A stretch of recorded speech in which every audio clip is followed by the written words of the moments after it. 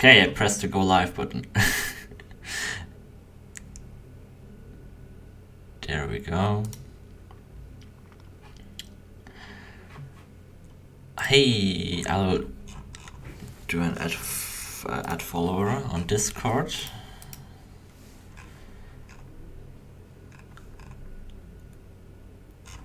Actually, no, I already sent that like 20 minutes ago. There we go. Am I audible? Everyone hear me? Is this all working? Can you hear the creaking of my chair? I was always really happy that that I had a chair that didn't squeak, and now it does. I mean, it's already been 3 years ago. Be judging the overgrown style. Okay. Monty, you have a bit of a big mouth for someone who is how much overgrown have you done on this mod?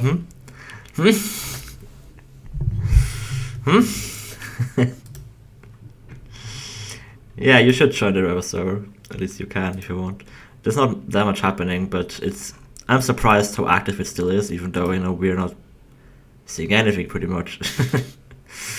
The Show Your Stuff channel is one of the most, probably one of the best additions.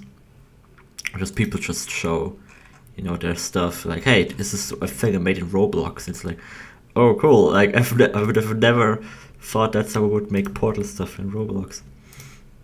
Well, we should have some music. Should we go back to the good old? Let's do some Portal 1 soundtrack, okay? Is this loud enough? I don't want it to be that loud. Yeah, on a mixer it looks a bit loud, but you guys tell me how loud it is.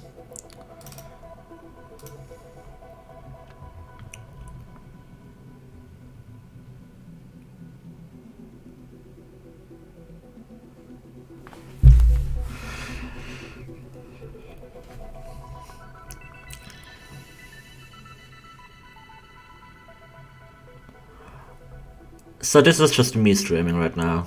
Good volume, okay. It's just me streaming. So this is the chamber we'll take a look at. This map, yeah, we'll talk about that.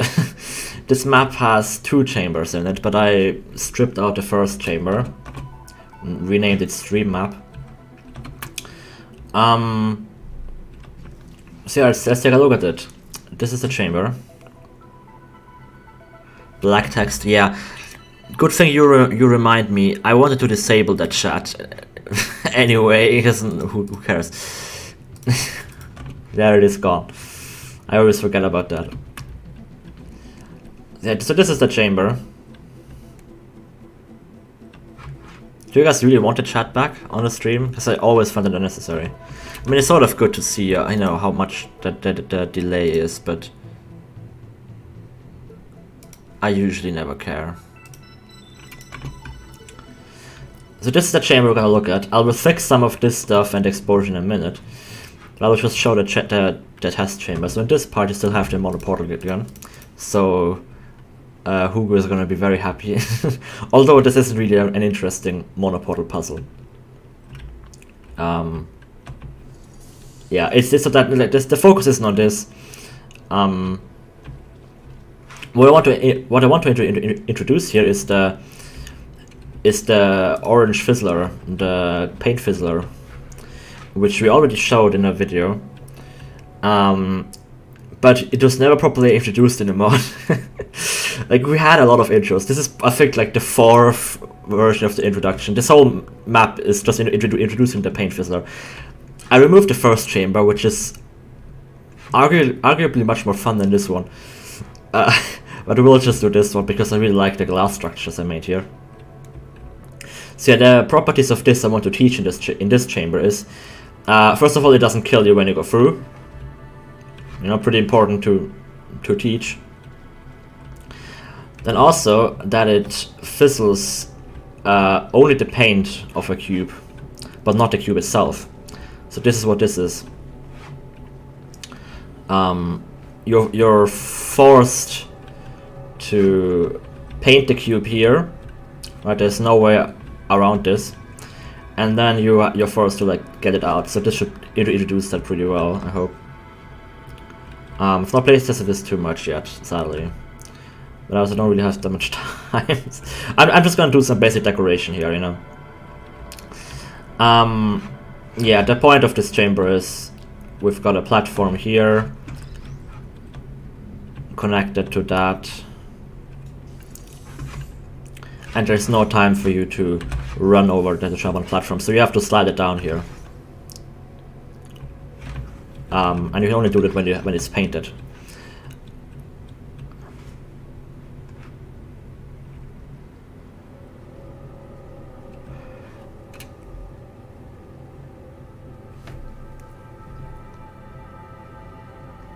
Hugo, yeah, I talking about the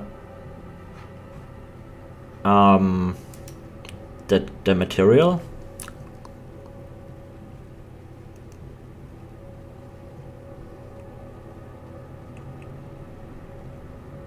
So the problem with the skybox, I wanted to explain all of this slowly, but you guys are all freaking out at how bad this puzzle looks. Yeah, this is how unfinished stuff looks.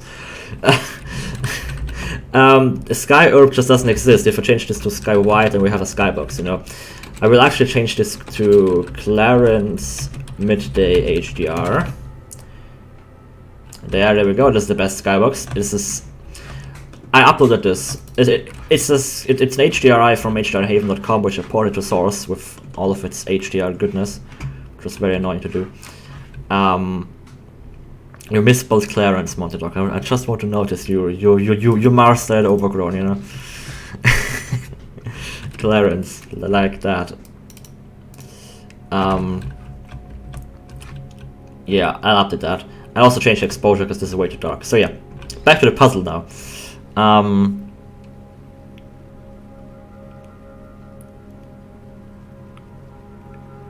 Yeah, you can not get this out. So what I also want to teach is that it does fizzle your portal still. So if you try this doesn't work, you know. What you have to do is you have to get this out, put it on there, and then you can paint the cube like that. That's the point there, and then you slide it down. Yeah, exactly, Hugo. So this is, yeah. When I design like introductions, right, I try to teach these properties. This is what this puzzle is trying to teach, right? Hey, it does fizzle only that gel, and if you try doing this, you will learn that it does fizzle your portals, right? Yeah. This is like that because I think this was much further back, but the slope was way too shallow. It was just kind of it took way too long for it to accelerate there. So yeah, a few things that I really like about this chamber is the like this glass structure. When I first designed it, I didn't really intend it to be like that, but I really like how it's this like frame in the middle with elements on either side, and it sort of have to go from right, middle to the left, and it's sort of a progression. I always like stuff like that, right? And then you eventually have to climb the chamber, and then you walk at the top and you see everything. There's also the gel flowing in there. This is just a part of the system. It's not the actual paint. I could have, you know, had this use our paint flow systems. I didn't. One thing that would be quite nice, that I quite like about the geometry here is once you get up here, you could actually still use the paint in some way. But I'm not gonna expand this puzzle, right? I want to just focus on this mechanic here. And if I add even more stuff at the end, it will kind of detract from that. This should be a rather simple introduction to this element here. Let's read some of the comments. I didn't expect to get that many.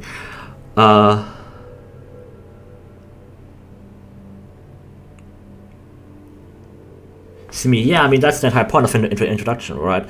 I had a lot of comments asking what the orange fizzler in that video, in the gameplay showcase did. And my playtesters also had issues in later chambers. They were, it just appeared, but it was never properly introduced to them. we had introductions, but those always failed at conveying the point. And so I completely redesigned those introductions several times. And now I finally have one which I like, because I tried to do way too much at the start, right? This is actually the second chamber of this map, and the first just focuses on the fact that this fizzler also fizzles the paint itself, right? So in the first one, you have like a tractor beam that's going through the paint fizzler, and the paint fizzler stops it, and you have to like swap it out with a normal fizzler, and then it goes through again. I'm not going to show that because I want to keep some of the surprise, because there's more to it than that. Just to really showcase, hey, okay, normal fizzlers don't actually fizzle paint, but these do. And these don't fizzle cubes, they only like clean the cubes. I feel like this, I always hate custom fizzlers when they're just like, oh yeah, you can shoot through it, but cubes can't go through it, and the player can go through it, but in this case not, and like that, and well, right, when it feels more like an excuse, like your puzzle's just poorly designed. With this fizzler, I am sort of happy with the rules because they're very themed, right? The theme is paint. It fizzles paint, it gets rid of paint. And by its looks, it also looks like it would fizzle your portals, right? If I made this look like more of like a grid, like the laser field, it wouldn't look like you could shoot through it. Which, you know, we already have the data for it, because in Aperture Tag, they retextured the like laser killing fields, right, which only kill you and do nothing else. They retextured those to look more like the normal fizzler, but just red. And players, you know, they didn't try shooting through it because it didn't look like you could shoot through it, because you're used to this texture, meaning you can't shoot through it. Yeah, so that's what I'm trying to avoid. We actually have our own death fizzler from Mel, basically. We have the same thing. And we actually have a chamber which introduces you to the fact that you can't shoot through it. Just if any Aperture Tag players, you know, play Revo, if they try to shoot through it, they will realize, oh, you can't. Alright, we even have an introduction for that.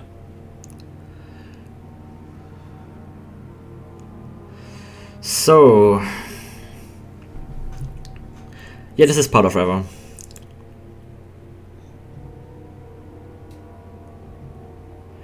Yes, I don't know how you would make it look like paint.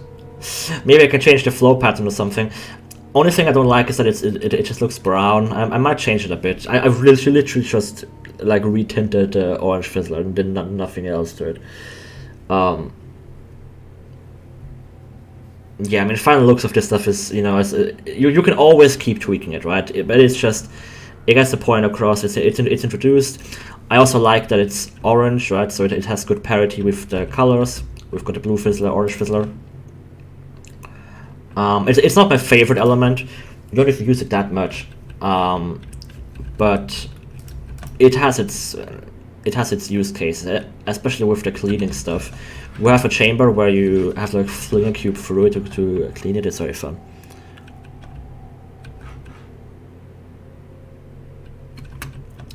Yes, I think the introduction is pretty thorough. We've got an entire map just focusing on that. Playtests that I have done have been much more promising than our previous introductions.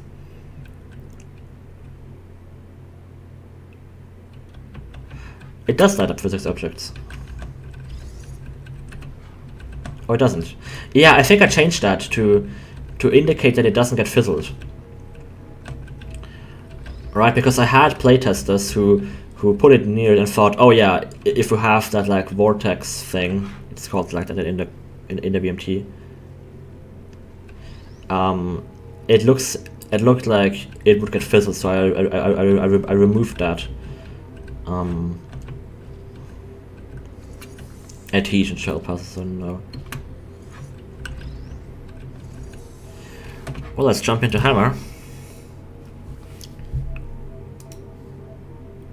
Okay.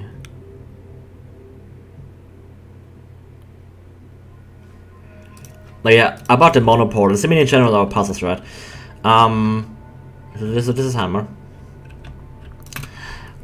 Yeah, with Portal Revolution, I really tried to, like, I mean, I'm the level designer, right? I mean, there is literally nothing, like, level design wise. It's not designed by me. The other people that work on the maps, they always say, I don't want to do map, like, design, I just want to decorate it, which is fine. I really love the level design aspects of it. Do this not show up? Fun.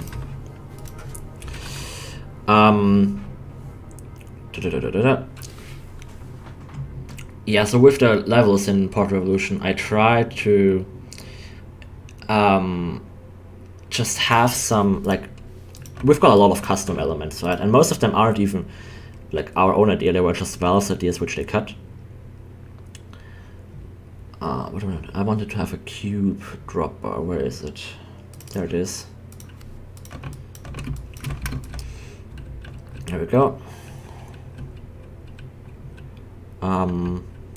Let's change the. I tried to like map and explain it at the same time, but I think I'll just. So let's change it to Client Smith Day HDR. There we go. So what I wanted to explain. What I tried to do for Levelson is to have some more interesting elements, right? Like there are no mods have yet really explored the monoportals, which is why I thought, you know, hey, why not take that opportunity? Like Portal 1 has the most monoportal puzzles out of any mod. I mean, there's blue portals, right? But for Portal 2 stuff, there is really nothing out there in terms of mods that really uses monoportals and explores them. So yeah, I'm trying to explore them. What I found to be really difficult is making behind-the-scenes puzzles, because yeah, if you're making a behind-the-scenes puzzle, it's really hard to justify there being a portal spawner just randomly somewhere. So in Portal Revolution, we've got a lot of cases in the BTS areas where we have like, oh yeah, this is like you're entering a test chamber and there's only this, or like we're pushing it out of the way and stuff like that, right? It becomes really hard to justify. Rexora has monoportal puzzles, true, yeah, but in the Portal 2 space, there is not really anything. Definitely not on Steam. I'll just completely remake this thing here anyway. Also trying to use the Diplomatic Diversity event, right? I mean, we've got a lot of.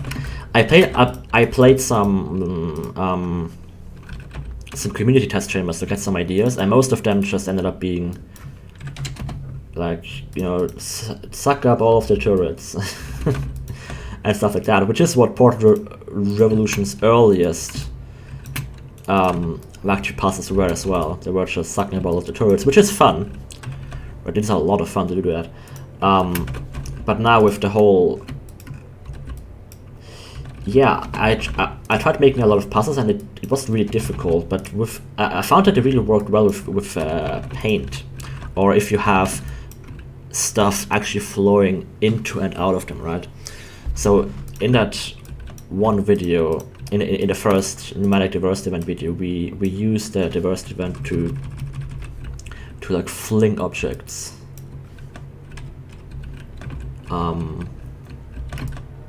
That's a good slope to fling objects out of the other side over a fizzler.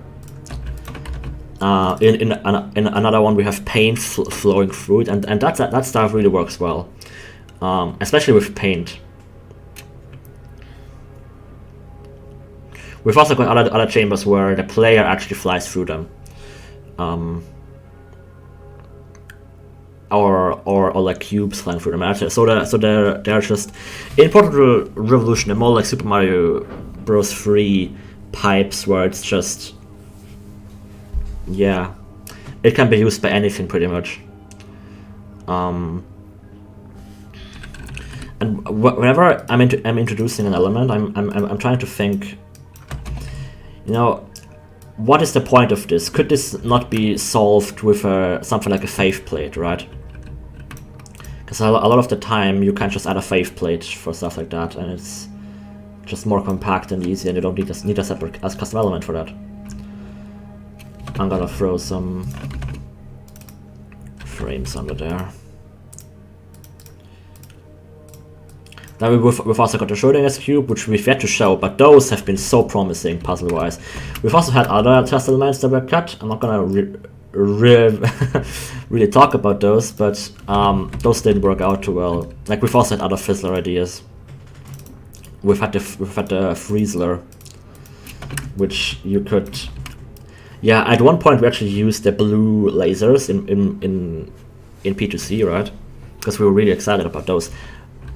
Those were just the most boring mess ever. Let me find a screenshot of how those how the introduction chamber looked. Whoopsie.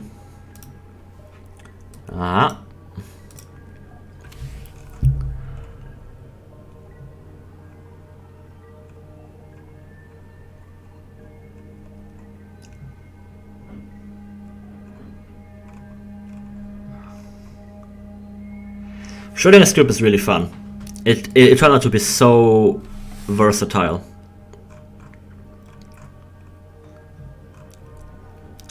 It's what I'm currently really working on a lot in terms of puzzles, getting the Schrodinger's cube stuff done.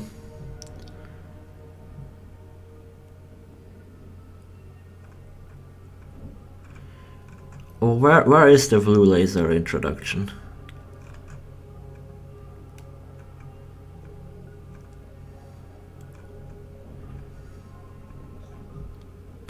Okay, there's one screenshot. This isn't maybe the latest one, but whatever.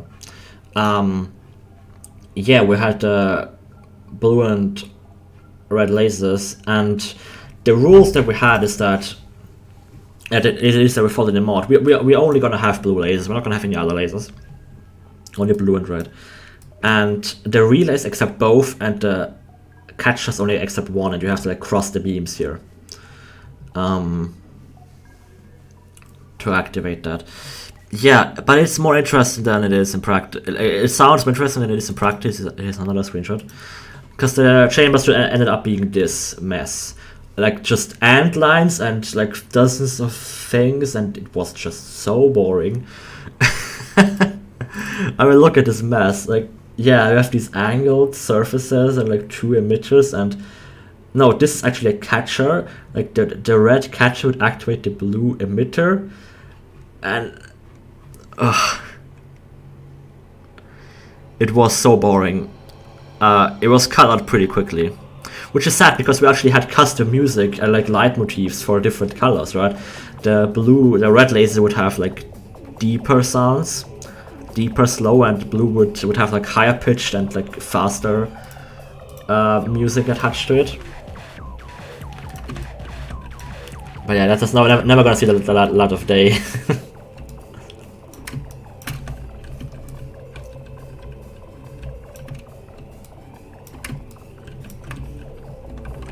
Let's see, got a slope again. That should be a good slope.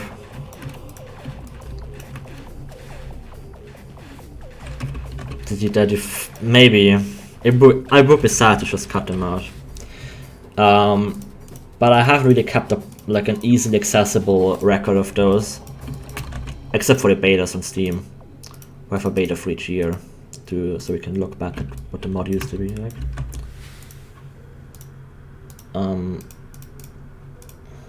We'll have to see if I package this up nicely.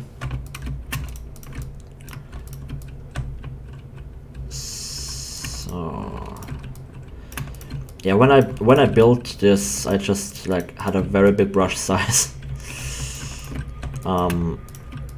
which is not easy to work with. I always like having my walls and floors be 16 units thick, because that's the size of this texture.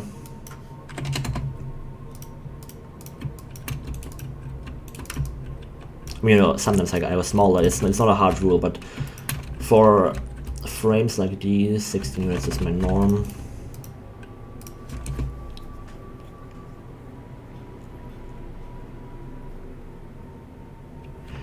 Laser music. I mean, you have heard some of it already in the in the gameplay demo video, I think it's called something like reimagining clean style or something. I'm gonna use the pistons for this. Yeah, in Portal Revolution, I'm trying to explore the differences between Portal 1 and Portal 2 aesthetics and test chambers, right? Like Portal 1 had a lot more blockier design, which is pretty fun. I'm trying to kind of do that here with those 30 unit thick frames and everything, right? Looks a bit more Portal 1-esque. And like getting those pistons back there, not just always using panels. Just trying to mix and match a bit of this stuff. Yeah, we've also had the freezer, which was another... it never got past prototyping, I'll tell you that. The idea was that, okay, we have the blue fizzler, the blue laser. What can we do with it? Maybe if we shoot a blue fizzler at a blue laser at a fizzler, it freezes the fizzler, and it would turn into ice and become solid, right? Like glass and ice, whatever. And then you could melt it again with the red fizzler. Now that I say that, I still kind of like that parity of the colors and stuff, and but yeah, I just didn't really know where to put it, and it would have taken a whole R&D cycle to get that test limit out there, so we just stuck with what we had and cut that out.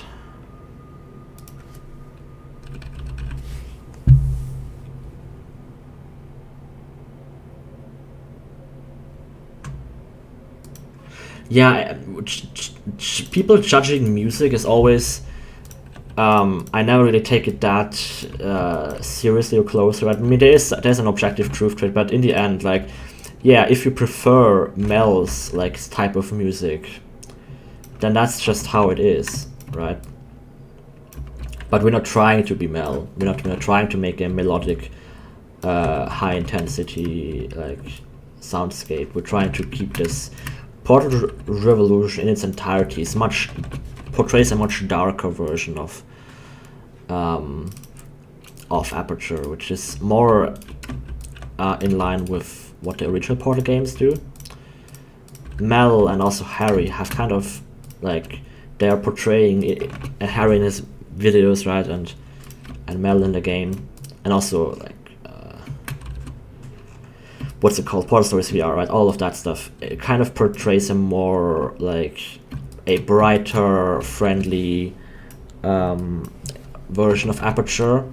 It's very active, very vibrant Aperture, which is not really in line with Portal 2. And I'm not saying that either is better. I am just saying that we're leaning more into what Portal 2 had than what Mel did. It's just not really our goal, right? You kind of... Right? It's oh, I prefer the blue house. It's yeah, well, I prefer the orange house, right? It's neither is better. They're just different. Let's try to get this yeah. I think for this I'm gonna have a bit of a the whole floor is one big hole, and if we put missing tiles somewhere, then it's just one big space instead of tiny little spaces everywhere.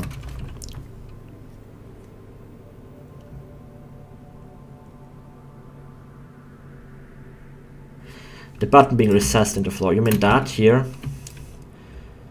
It might. Honestly, I don't really care too much right now. I'll just keep it like that.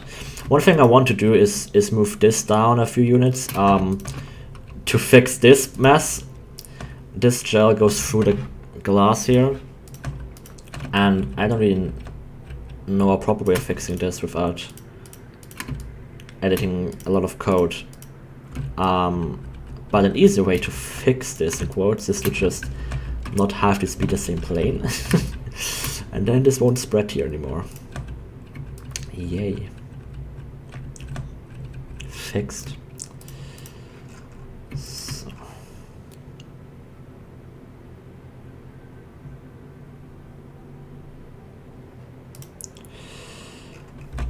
Okay. It's always fun having mappers watch my stream, because I have started committing many crimes in my maps that people don't like. Like, oh, can you remove the aperture? Who gives a shit? Who? No, nobody. No player even cares about that. And there is no proper what, like those made up rules that just nobody except mappers care about. Right? No one cares. Just finish the map instead of kicking yourself that this is now cut off by 80 units. Just finish the map. I started becoming much more loose and less, like, not less caring. I just know what players actually notice and care about a bit more, and just try to get it done as quick as possible without losing my mind over the tiniest little details.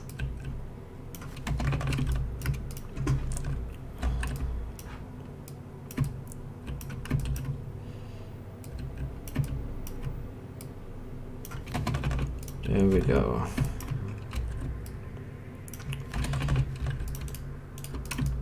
Yeah, this is the way to go here. Oh yes. Looks only half horrible. So I'll move this over a bit. Also, yeah, the hammer version I'm using right now is a bit weird because I can't select instances on brushes. You can only select them on entities or stuff like that. It's very weird. It's a bug. Funnily enough, I think it has to do with DX11.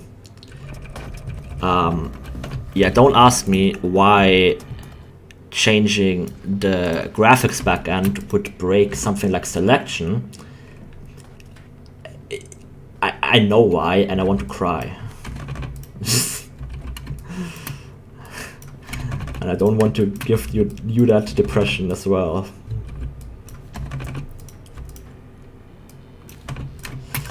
Alright, let's do a little that. Yes. There we go.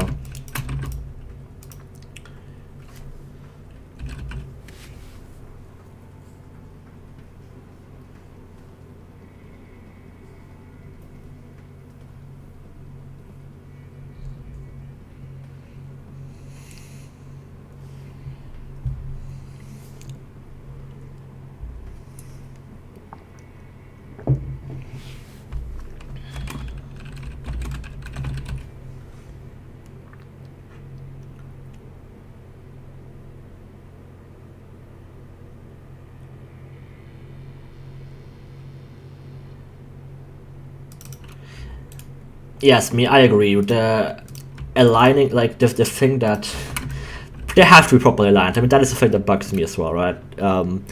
If you align them like that, I will come for you.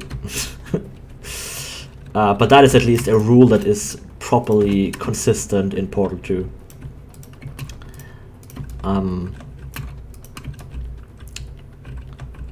Yeah.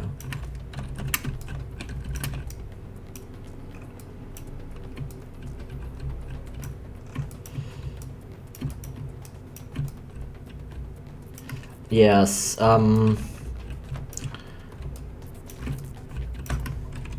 Portal Reloaded is a very reassuring mod, to say the least, right? In terms of graphical fidelity and overall, like, immersion / story quality, right? So I'm always hyper worried about my stuff, but if people enjoy that, then there's no problem here, I think.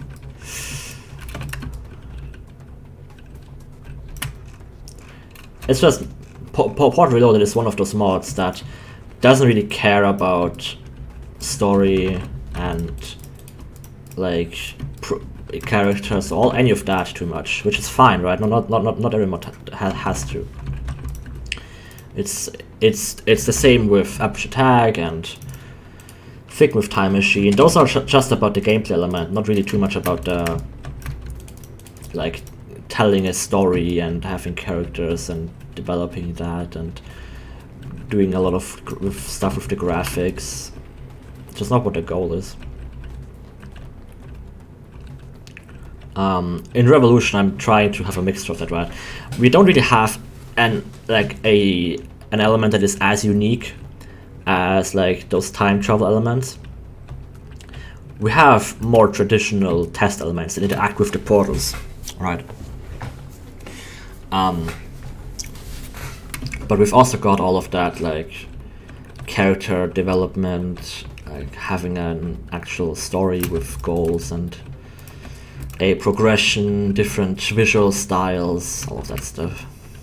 One thing I will also change is the exposure.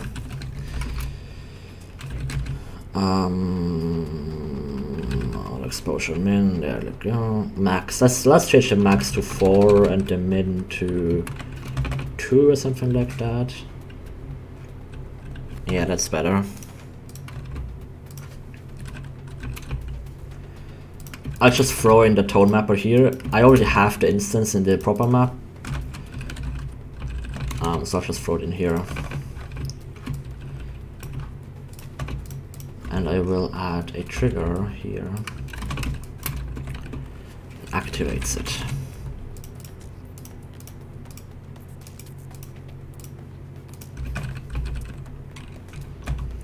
We said that you can 4 or 3. I think I'll just do something like that.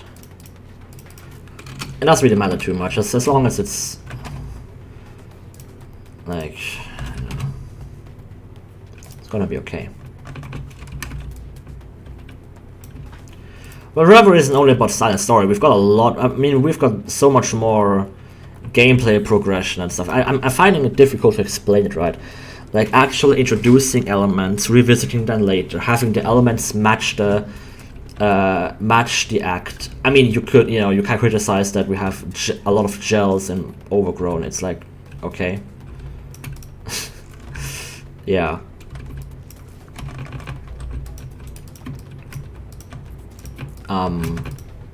It doesn't really make much sense when you look at it from a Portal 2 standpoint. We have our own cop-outs as to why we still have the gels, even before Portal 2. In the end, which I just want to do the gameplay. The story never comes before the gameplay in this mod. So, yeah, I'm kind of just doing the prerequisites right now. I will jump into actually placing down the props in just a minute, but first we're gonna set up our base here. This is kind of annoying now.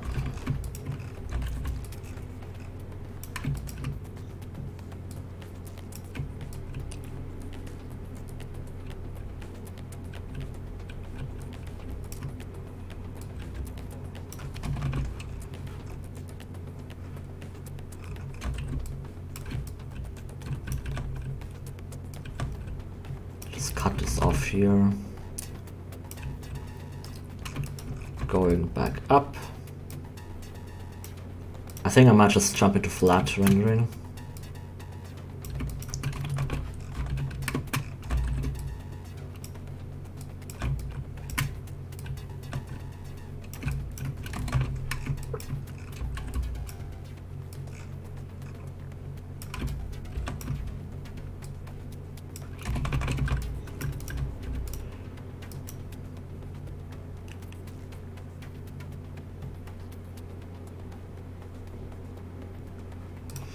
Yeah, I mean, I'm just gonna tell you, right? In Revo, the cop-out is that there's like still some reservoirs of gels. Like you wouldn't all just use, like you wouldn't just use the gel straight from the faucets, right?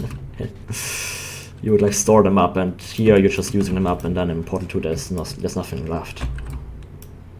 It's not a very creative cop-out, but Yeah.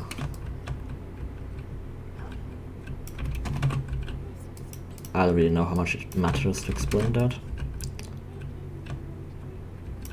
Yeah, exactly as me. You can always like overanalyze stuff. In the end,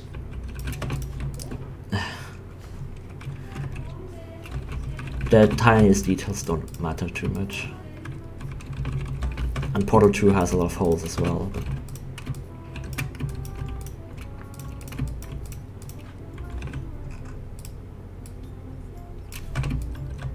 there's one of those. Okay, now let's place down some textures. I would love to have some... I should maybe make some cheap versions of those. But also I don't know how much it really matters. So this is...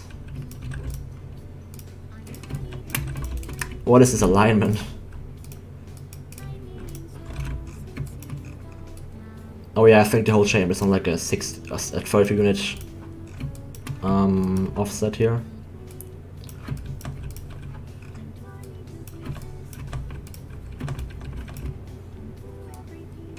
Should maybe fix that to make it easier to map. Okay, I'll change this to just a metal texture because it's less grid-like, so those seams don't really aren't as noticeable.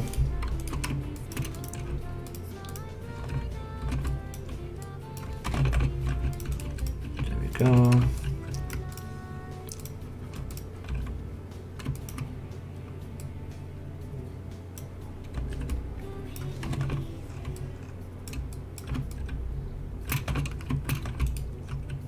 Oh wait, this is that. Yeah, this is that.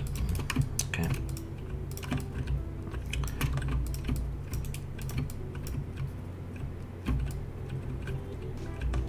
This is again weirdly aligned, but it doesn't matter.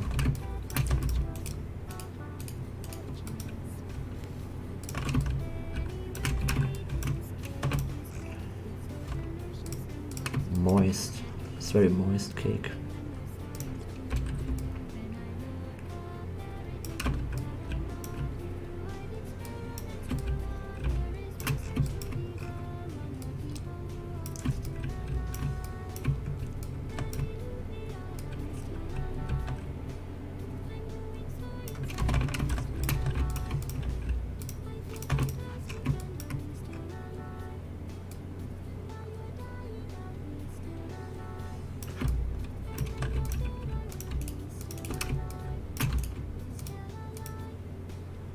Let's change this to something.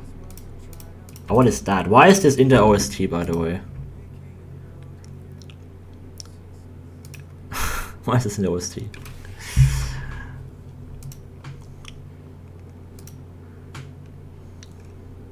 So listen to some half of one.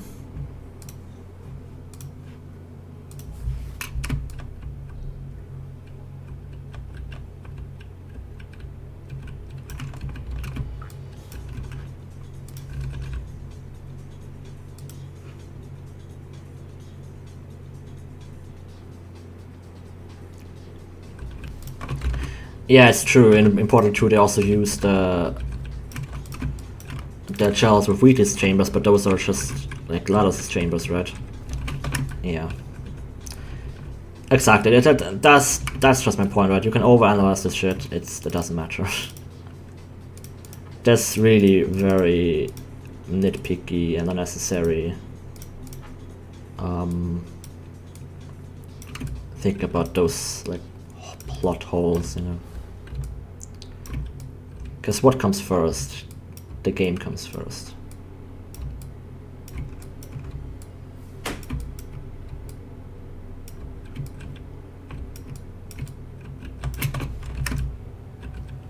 Yeah, someone kind of like splitting this up a bit.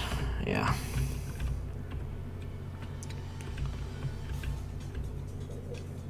Really don't like the alignment of this stuff here.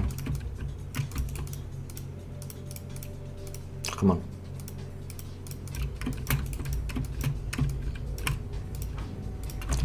It's all kinda awful. But you're not gonna look down here too much.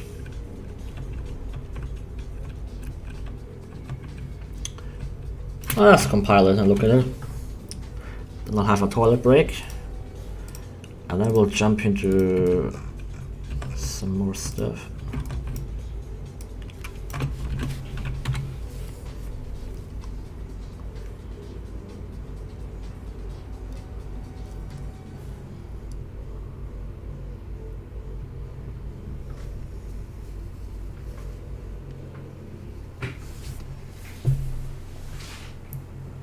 Yeah, in the same way, right? Like, nobody cared that in Mel you open up another, like that there's a second like seal that connects all in one aperture, right?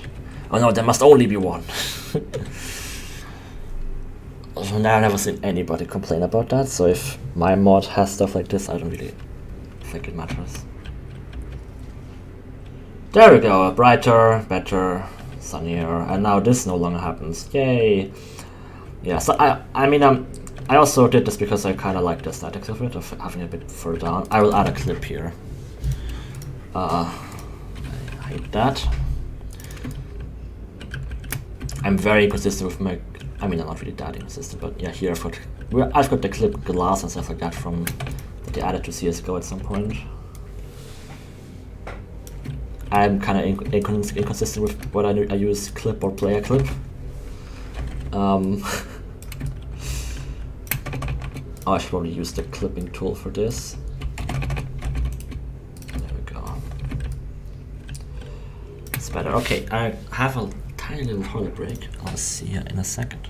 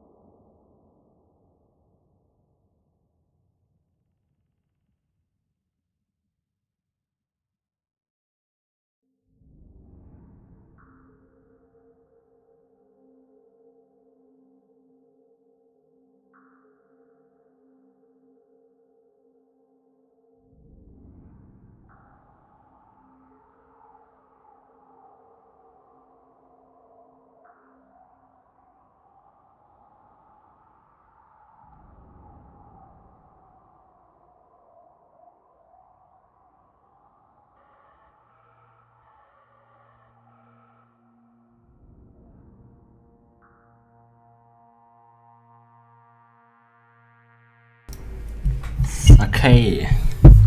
I don't know how long this music has been playing. if you've already heard it.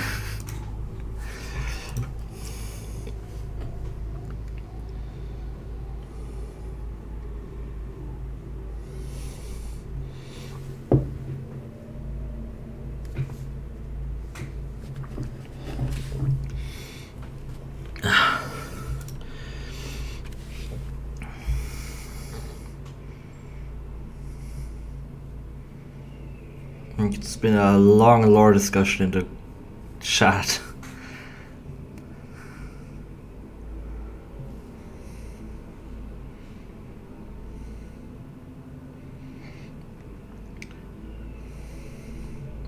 Yeah, I mean, you can't just... Aesthetics are also lore, right? I mean, yeah, if you say... So, I mean, I generally just see lore, like story lore in a game as being an excuse for what you're doing, right? Oh, you've got a portal gun and you have to solve chests and you have to solve puzzles. Well, why? Oh yeah, we have this like lab and they're testing you and stuff like that. And it's not always just separate. Of course, it's like it's intertwined, right? But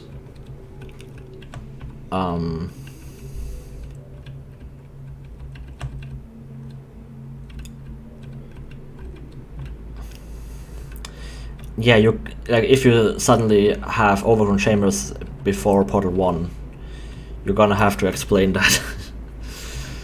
Right? Stuff like that.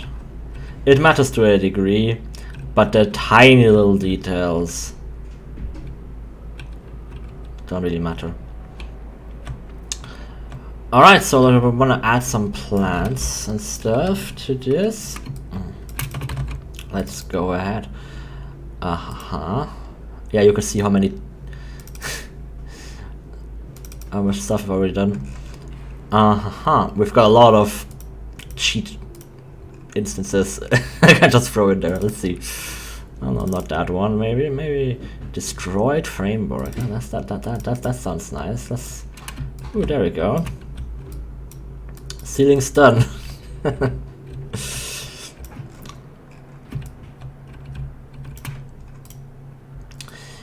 Yeah, for a mod of this size, it makes sense to prepare a lot of the stuff ahead of time and just reusing it.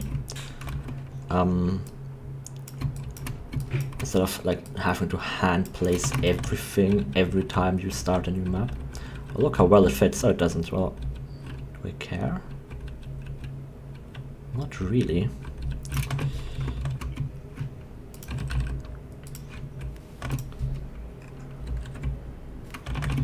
What is this aligned with? Oh, it should be a bit higher. It's better. Now this is up there, which is okay.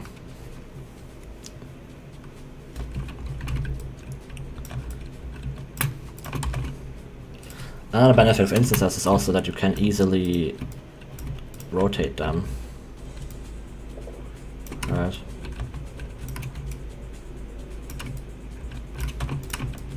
I think I might actually like have this be a bit destroyed here, so it's going in there.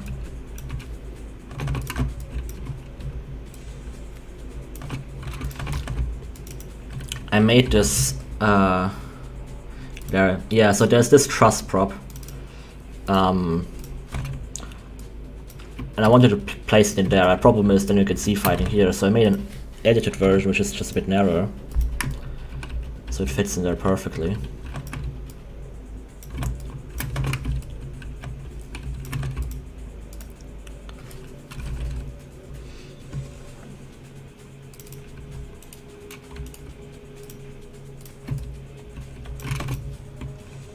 I don't really want to hand place tiles just yet, because that's very like late stage decoration, right? But let's just add one or two here. I've got some custom versions of these, like, what do you call them?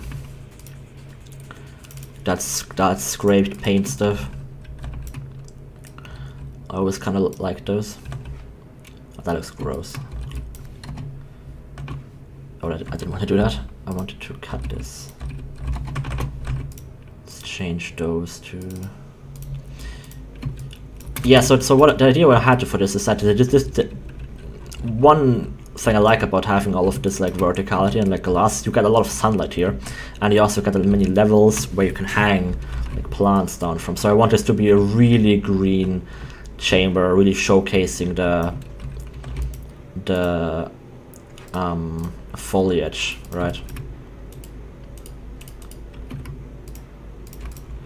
So I'm gonna use all of my like mossy textures that I have to really show this stuff.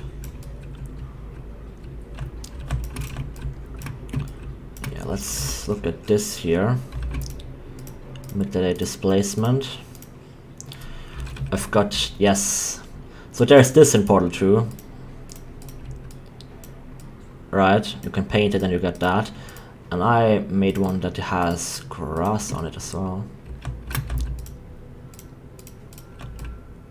Oh, I mean, it is moss, but whatever. So yeah, this should be a bit more mossy here. There we go. You're so talented. It's just practice. We're doing this for 70 years, you know. You get better. You just have to stick with it.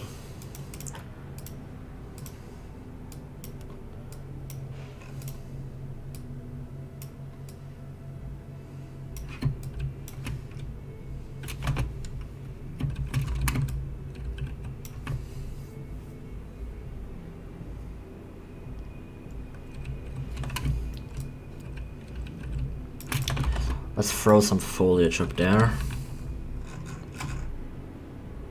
1,000 hours isn't much. Oh, that is nice. That's a nice DX11 shader pack as well. What is that?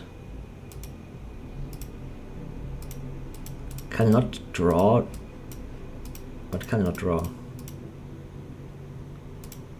Let's look into that.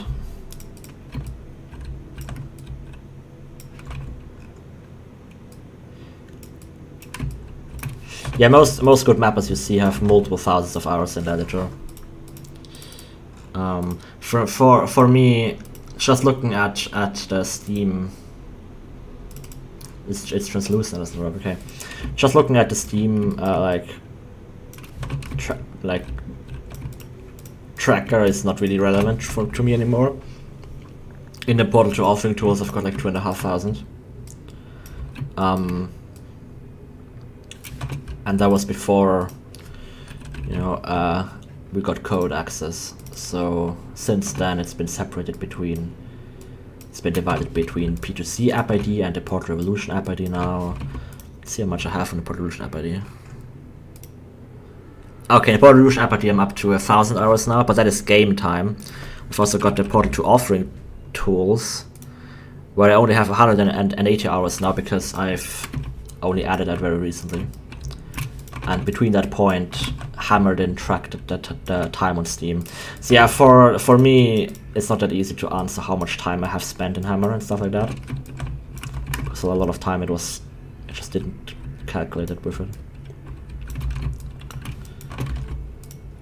One thing I always love doing. First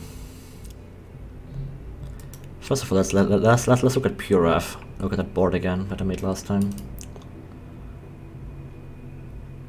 Overgrown daylight. There we go, yeah. I always love having plants like hang down from stuff. Like here, or here they've got a lot of like, you know, like plants even on cables. Like, yeah, if you can like have some scaffolding or something that like extrudes from the main building or something, or like a pipe, and you can add foliage to that, which give it so much more 3D definition. Here there's plants. Oh, I especially love this. I think I've talked about this as well, like these columns. But now we're not making PTS, now we're making a test chamber. I really like this one. This kind of, yeah. This looks so Portal 2-esque because of all of the like very aperture-y concrete textures, right? It looks like Portal 2 concept art, honestly, in some way. I also love that hole.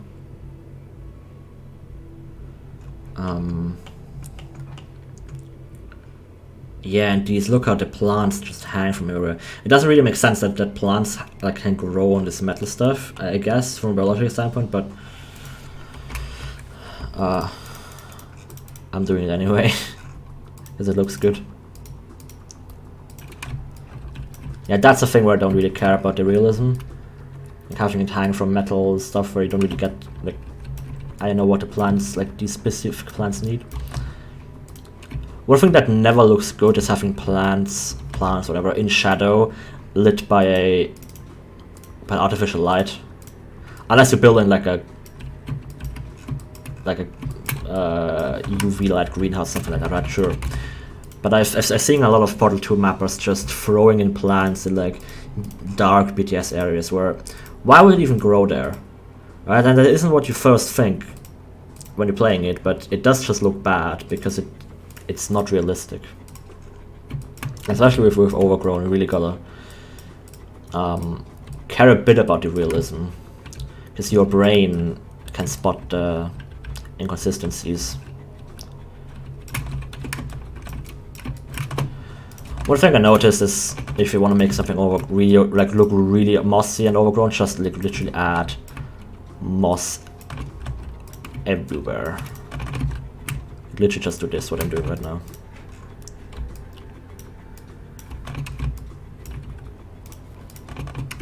There's just no cheating, you just gotta add the moss. I will move this a bit around, there we go, so it aligns a bit better. I really want this to be kind of a hyper overgrown area.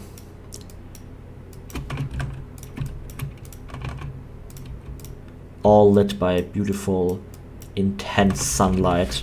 Like it should feel really hot, like you're in a jungle or something.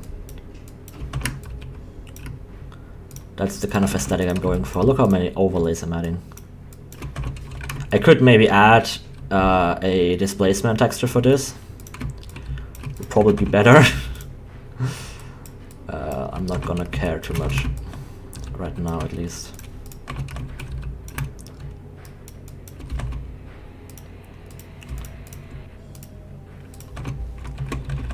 There we go.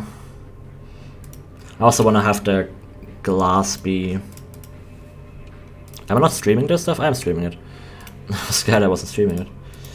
I also want to make the glass like broken.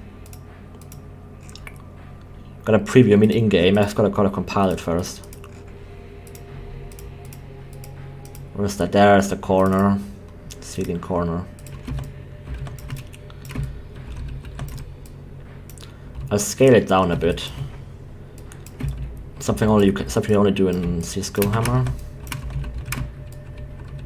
The problem is when you look at it from above, if we've now got this, so I'm gonna add some more foliage up here. Maybe even that. That's a bit too small.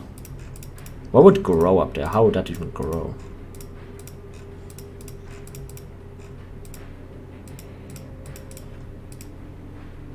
Yeah, maybe I'll just put in some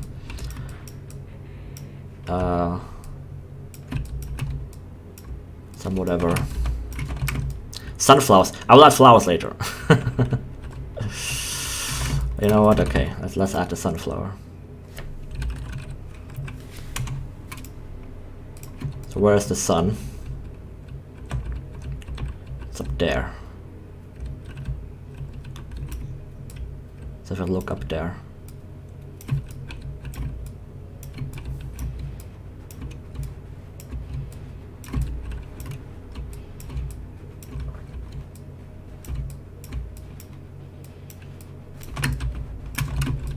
There we go. I think I might even bump this up a little bit here.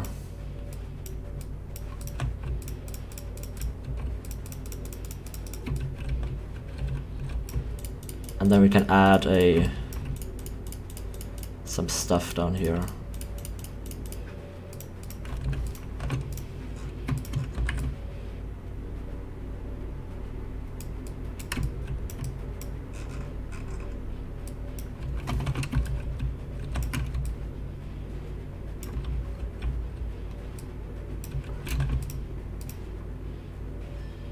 Oh, let's look at those moss tiles. Yes.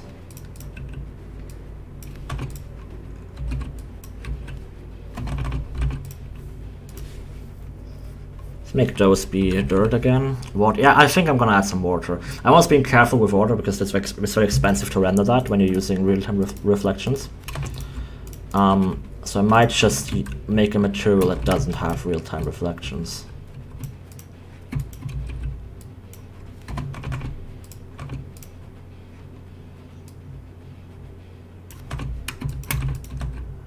Put that a bit up again. I'm gonna subdivide this so we have higher resolution. Bump.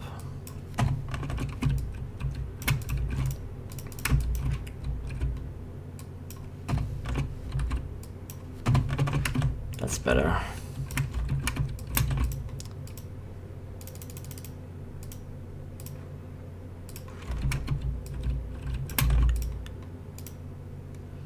Be careful what you're saying, Trico. There's a reason why we don't use planar reflections that much in video games.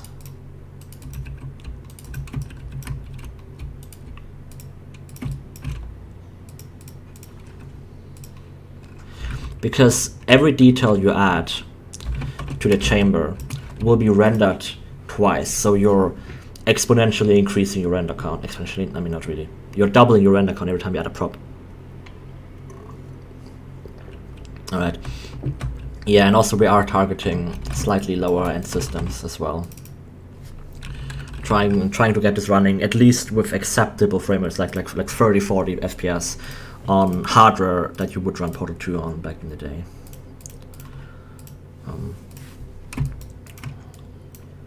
And we could do a lot more than a first thought. Like it struggles to run some very weird areas, whereas other areas that I would have thought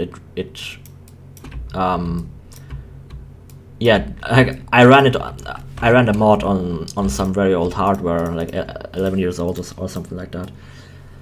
And I was surprised how well it ran in a lot of areas and how poorly it ran in others.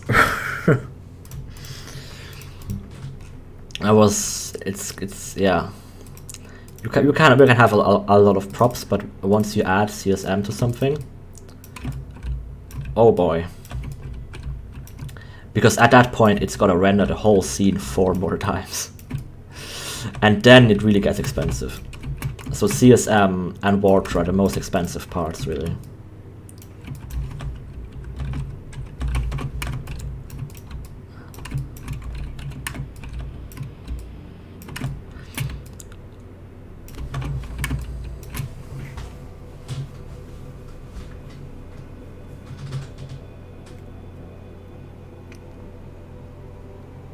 Flat pack, yeah, I mean, you know, once you've been mapping for a while, you can do this stuff pretty quickly.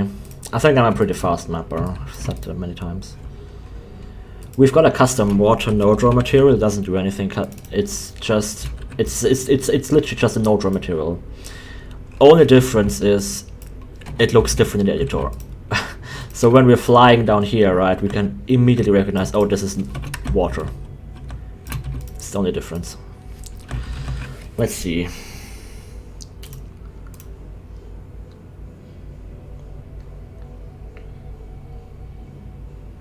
This is something like riverbed, whatever. I don't really know it.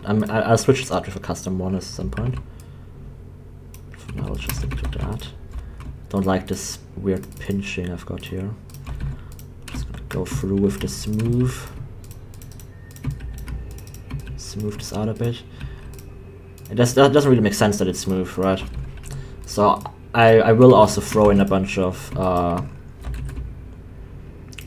this displacement is just like a base, And then I'll add other tiles on top.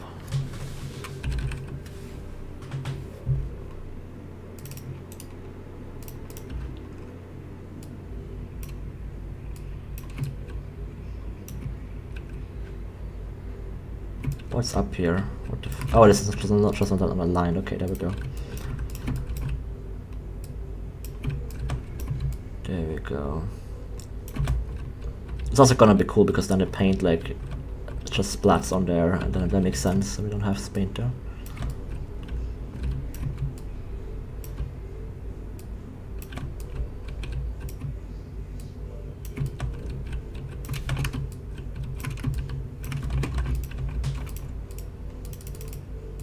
Gonna add more moss to the edges here.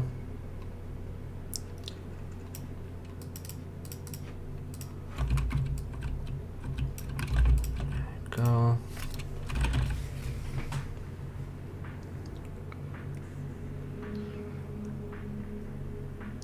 Yeah, Trico. I think I'll rather just. I think I'll have real-time reflections, but have it so I need to mark every entity that I want to be reflected, right? Because you can add reflect all entities, and then it will reflect literally everything, and that is very expensive. And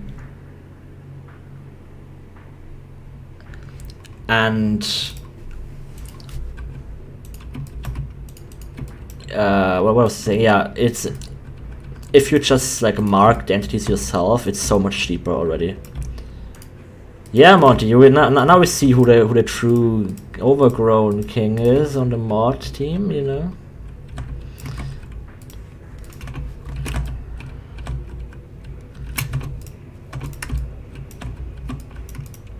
Oh, I should really fun detail this.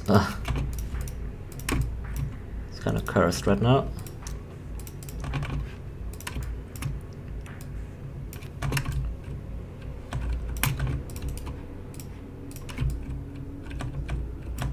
I'm gonna add some of those scraped off, like, you know, just glueless, haha. It's on the floor.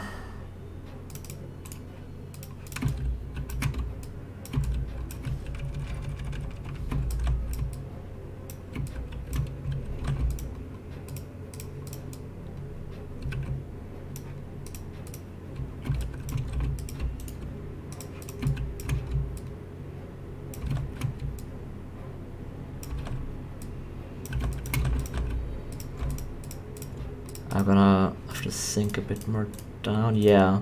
So we're just gonna have this like edge here, this harder edge.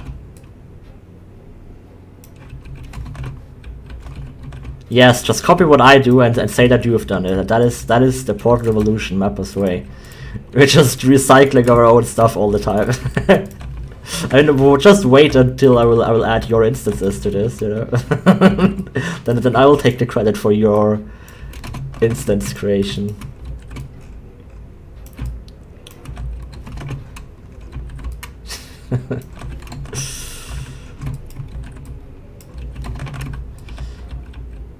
There we go.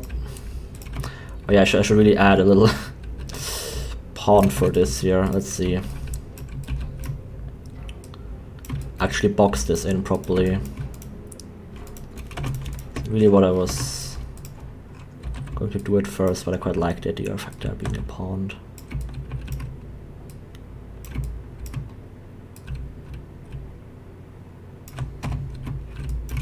There we go.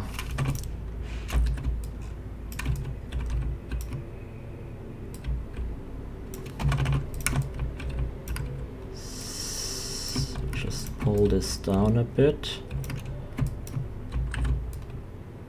This too.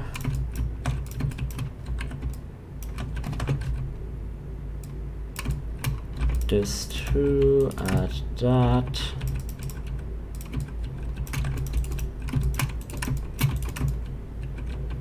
I'll leave the bottom no draw, of course.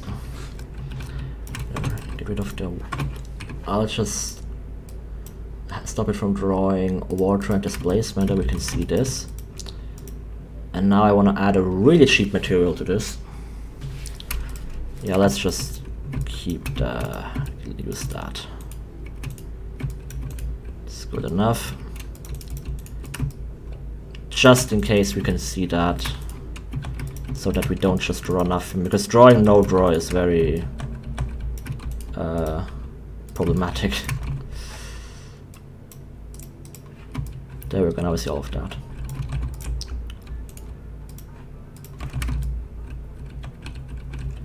Yeah, so we jump down here, look at that, oh, we're looking better. I really want to add some more plants at the top here, so that when you look up you've got all of the plants. Let's just compile this.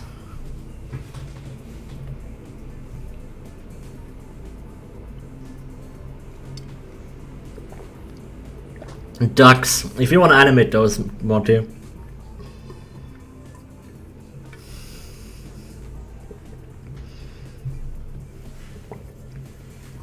Which new models did you push?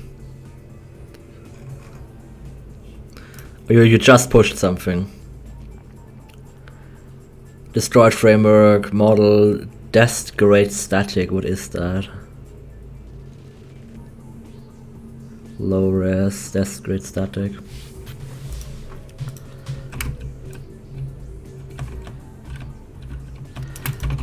Let's add the industrial greeble of love. Somewhere in this map, it's gotta be somewhere in this map. I'm just gonna put it here as like a piece of fallen debris.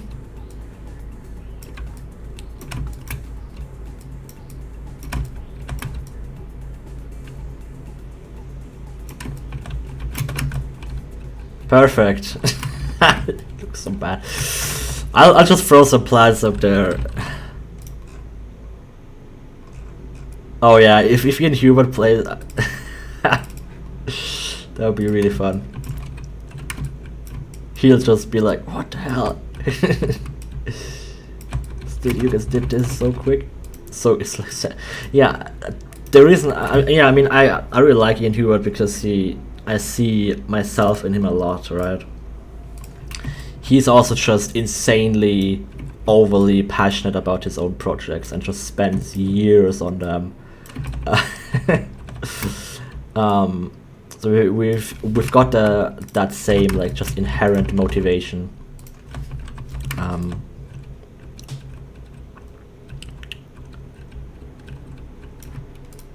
It's already done compiling, cool.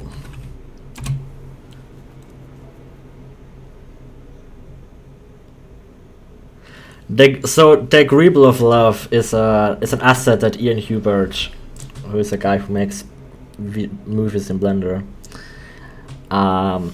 he made this prop. This one, it's the Greeble of Love, and it looks horrible, but it's so like he just uses it in pretty much every shot, and because he puts it so far away, you can't really see how bad it really is. In Portrait Revolution, it's actually even worse. Well, look at that stretching there. DX11 is just great. It's a lot of hammer bugs. Yeah, so I downloaded this from the Patreon and put it into the mod, and now it's here. It looks even worse than in his movies, but it works so well. Look at that. Oh, that's a good amount of sunlight there. I'm not a fan of the water material. You can literally not see it. It's just a bit of refraction and reflection. I would like to make the water a bit murkier. We can work on that in just a minute. But yeah, good start. I'm liking the pond shape so far, but the water should be a bit foggier. I kind of like how it smoothly blends here with the normal floor, and here it's a bit more staggered. I've got to listen through the house with one OST already. That's 42 soundtrack, sure.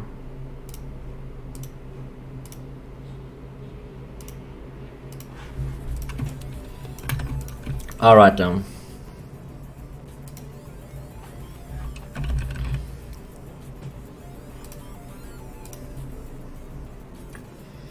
Let's explore to source. I've already got a shallow pond material here. Let's make shallow pond 02.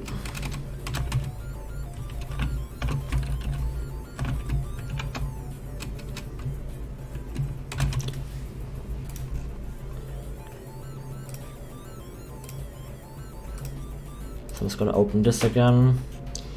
Shallow pond 02. There it is. Let's compile and see how it looks.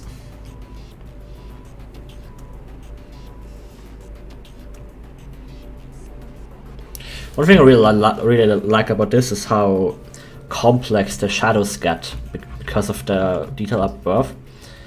I'm gonna have to be very careful not to block the sun too much anymore. Even if there is no sun here. But the sun comes from there.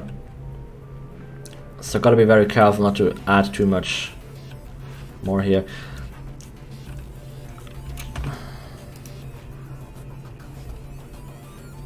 Yeah, Monty, I'm working on the water right now. Jesus.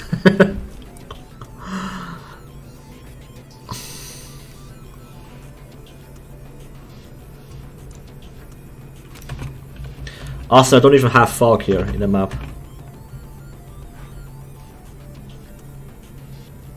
Sure, yeah, we have a lot of reference to the portal mods, of course. I'm gonna add a fog controller and call this. The naming conventions in with multiple maps which just have room 1 and room 2. This is just gonna be room 2 fog main.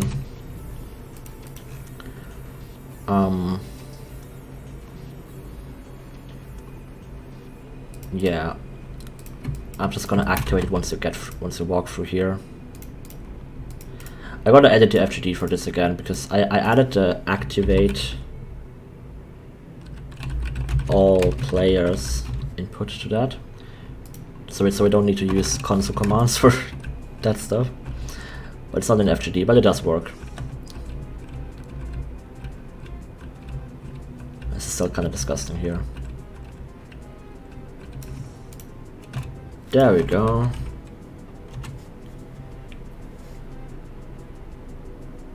Oh god, don't spread fake news, Monty. It's not 2018 anymore. Okay, so now let's look at let's edit the material. We've got VS Code.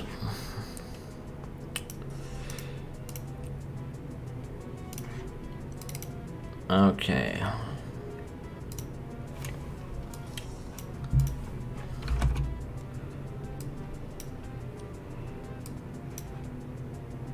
Difficult to do this all in one screen properly. Okay, so fog end. Let's just change this to 4.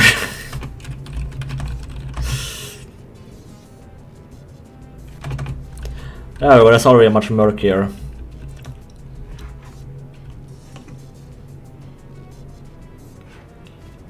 Oh yeah, this has a flow map to it, which is not supposed to be in this map. I think it's also just, yeah, it just reflects everything.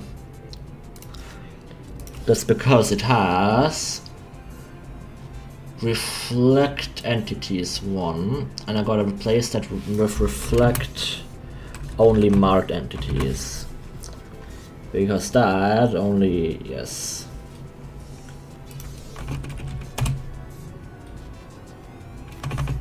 Yeah, but now it doesn't reflect anything anymore.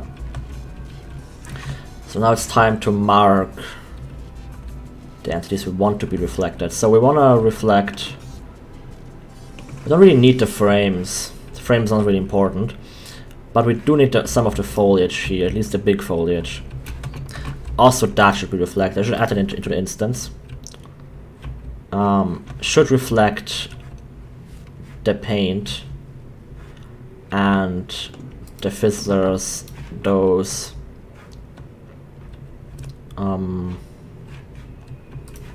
The dropper. So I'm gonna go here in here and just mark all of. Oh, this is an instance. Okay. Well, let's edit the instance and check the. Oh, it is checked. Am I blind? Oh, I'm blind. Okay, yeah, this already does reflect. The top, yeah, the top does reflect because that's that frame there. Okay, so it does reflect. Good down. Then let's also add that to the. Is it just on here, or does it just not reflect that? I think it just doesn't reflect that. Okay, well, let's reflect this definitely. Did I already separate out the... Yes, good. And I will mark those.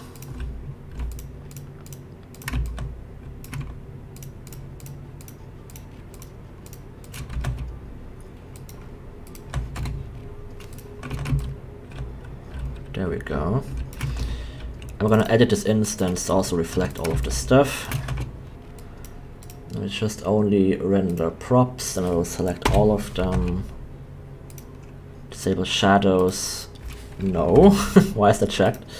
Fast reflections, yes.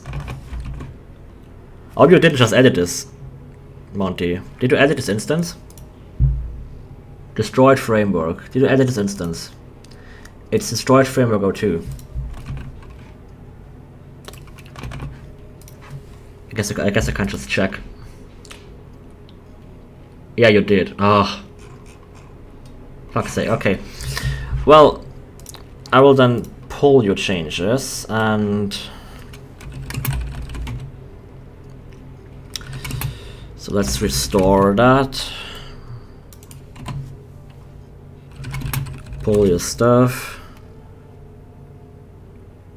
What do you change about it? Always be careful changing those detail instances, because we might be using them in very weird ways. Save changes to stream map, yes. Don't remember what they changed, great. But looking at the VMF, you moved a few props around by very slight amounts.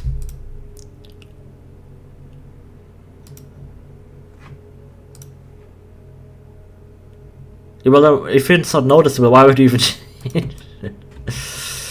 Yeah, it doesn't look any different. Okay. Okay, whatever then.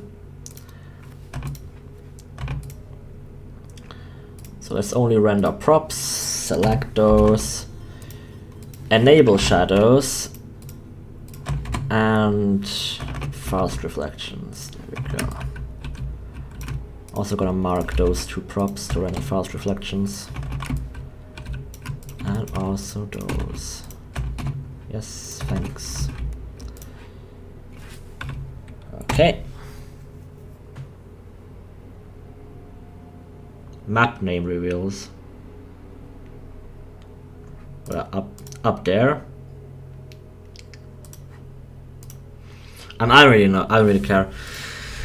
The map names are so ambiguous that, oh wow, you've got an introduction to a Schrödinger cube. Wow.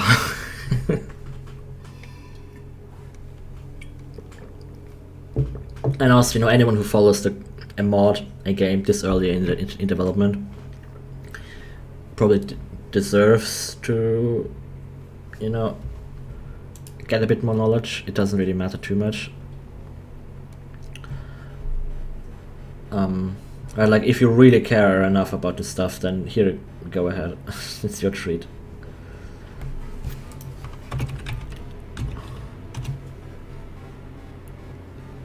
So most players, once they play the game, you know, there will be like thousands of players that have all never seen this stuff. Ooh, that's a good fog. Actually, I kind of like how thick it is. I mean, it shouldn't be that thick, but I like the... It feels very humid. Okay, so that's the fog. I don't like the flow map. But I do like how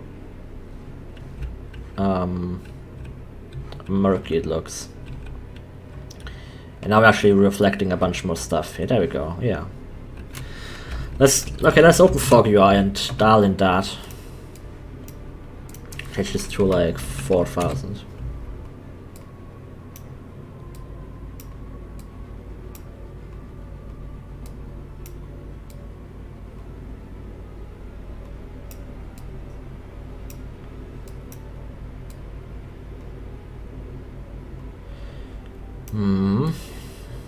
That's better.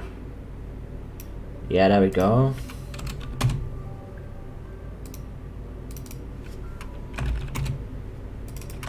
No, keep it like that. Maybe even slightly negative. I want to make it feel kind of thick.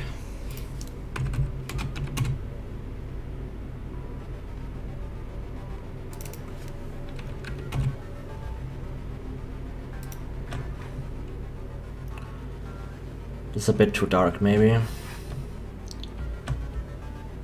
Yeah, look at that, that's just too thick.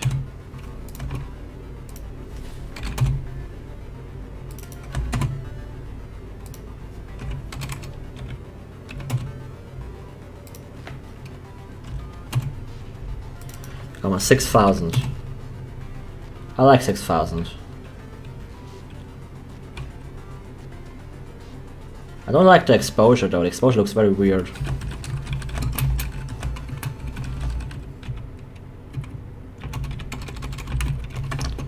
That jumps around too much. That's better. Yeah, I think the range for the exposure was just too much.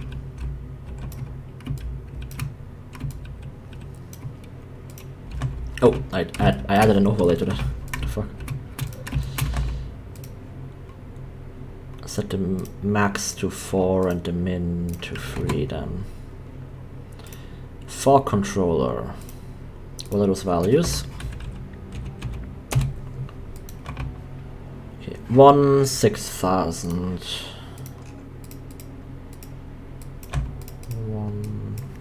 6,000. 180, 211, 241. 180, 211, 241. That looks about right. Yeah, that looks like the skybox, which is good. Max density. I always like to have to slightly down just in case they have some bright lights behind the fog. It doesn't really make sense here, but whatever.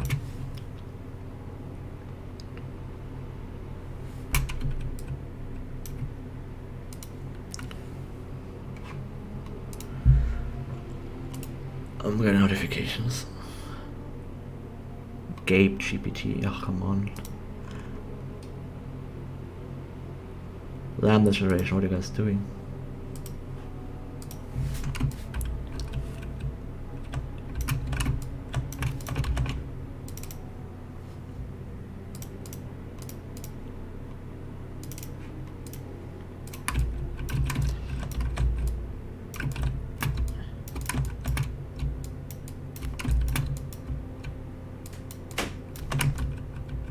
Fine. Okay. Let's try this. I'll have second pee break. I always make the mistake of so the problem is I'm talking so much, so I'm always thirsty, and then I drink a liter to extremely, so I always need to go to the toilet so often.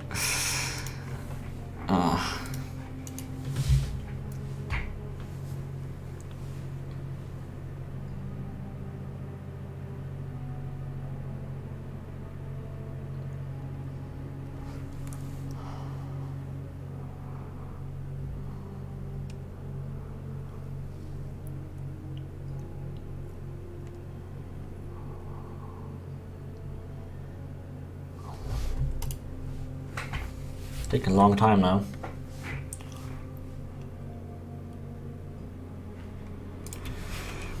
Oh yeah.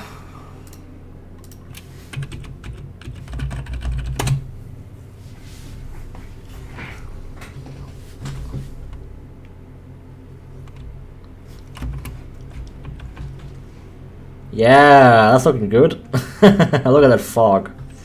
Look at that foliage.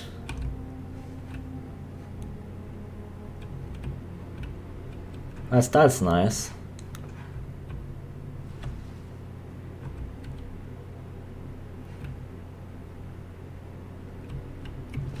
So the problem with Hammer with its opening it up is it's opening it up every time.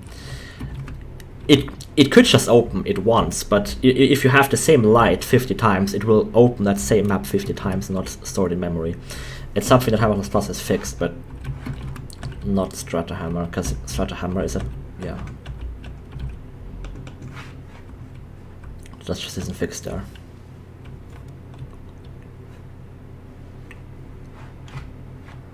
Alright, well I think it's soon time to destroy some of the glass, but before that I will have a B-break, so see you all in a minute. Or two.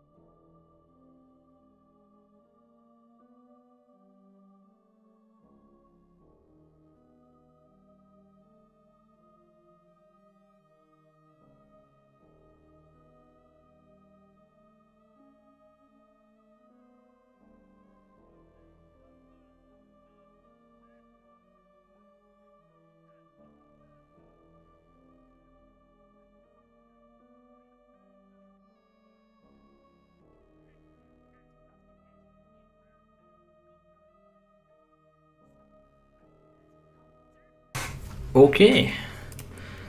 Back with schizophrenic Ratman in the background.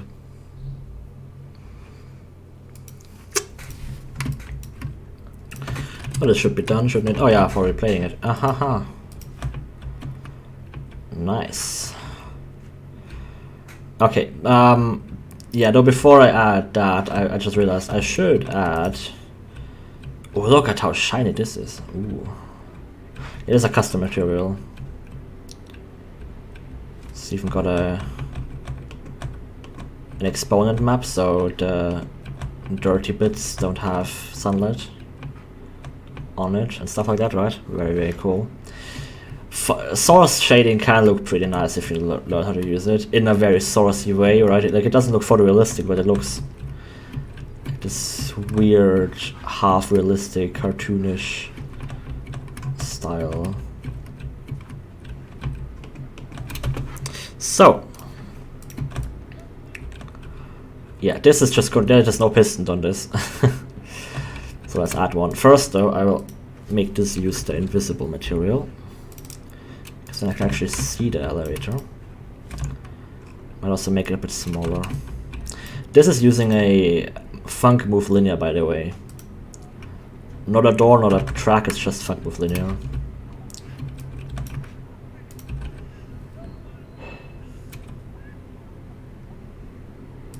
So yeah, doing these pistons is always a bit of an engineering challenge in Source. So I made an animated version of this, right? I made this, but this doesn't work well for something like this, which you can trigger and untrigger all the time because of how it works. So a better way to do it is, you know, if it's triggerable by a test element, to use individual piston bits. Let's open the floor here. And what I'm doing is I'm just parenting and unpairing them, as it moves, or rather moving them individually with a door.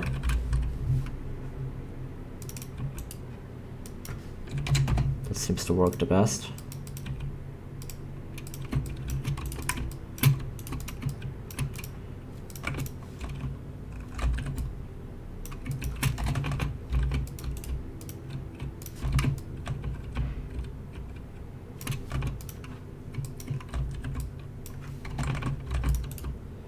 It's not out yet.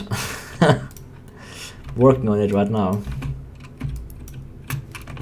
I'm glad you're excitingly awaiting its release.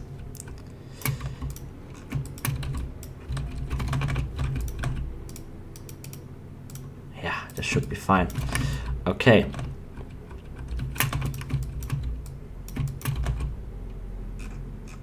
So let's have the end there, the mid, it's fine, and the base.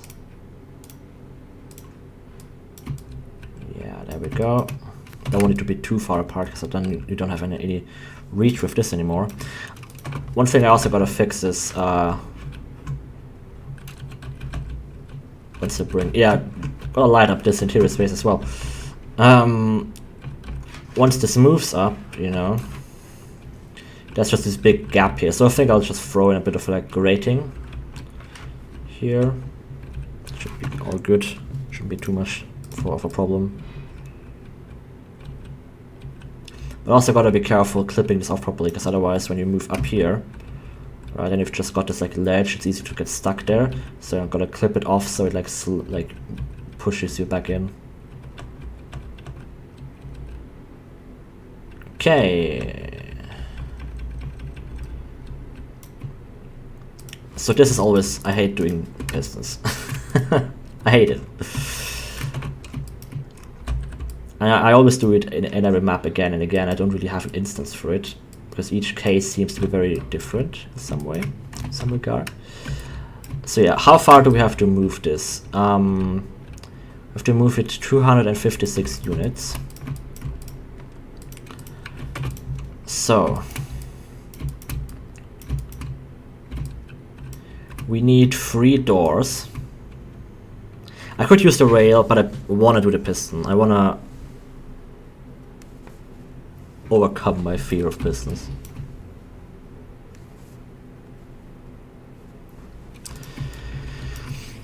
So yeah, we gotta have, so we have these 3 sections here, and those need to move up.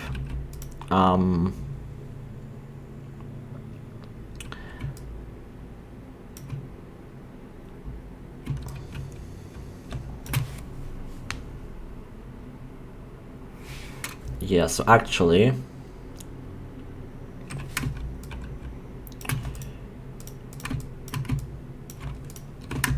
oops.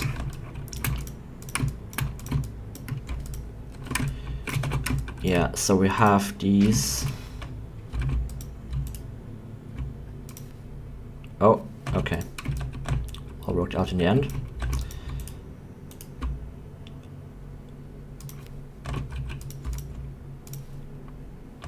There we go. So this is actually just one piece, then we have a second and a third piece. So I will just parent this to the top elevator. Then I can get rid of this. And then we have to like split up the movement distances between those. So how far can I move this out before it breaks? 8, 16, I'll just count it in terms of 8. 1, 2, 3, 4, 5, 6, 7, 8. I can move it out by 8, so I can move it out by 64 units before this breaks. How far can I move this out of that one? 1, 2, 3, 4, 5, 6, 7, 8. Also 8. How far can I move this one out? 1, 2, 3, 4, 5, 6, 7, 8, 9, 10, 11, 12. 12. Okay, so I'm still missing 4. I'm still missing 32 units. Oops. Let's see. Okay, so I can move this out 64. That's too far. That doesn't work. Oh wait, what is happening? Okay. So how far can I move this out of this piston? Not by 64. Okay. Let's get this all a bit closer together, and then we have more reach. So this can now move 64 no problem.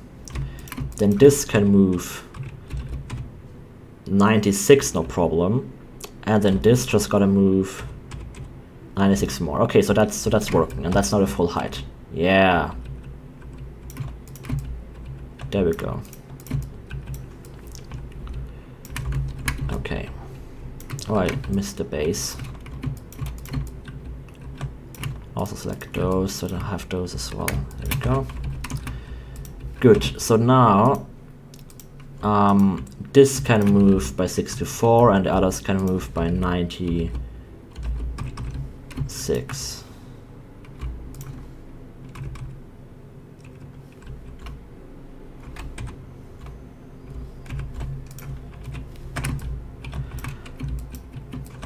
You probably don't understand what I'm doing right now. Basically, I'm trying to split out. I'm trying to have like 3 movers that all move up and down at the same time for this piston, right? Because we have 3 sections here. So let's call this elevator 1. This will be, because right now I just have 1 that moves all the way, but I need to split this out between the 3. So this moves 64 units. So another move linear that moves 96.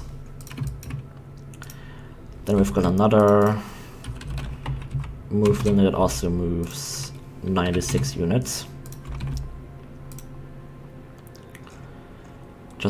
Okay, these all just move up, have nothing else on it. Okay. These shouldn't be solid though. I'll check non-solid.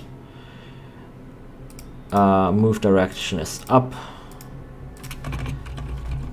And now this will be R2 elevator 2, elevator 3. So this is now parented to elevator 3, and this is parent to elevator 2, and this and the platform are parent to elevator 1. Okay. So now on the up, I now have to open these 3 elevators.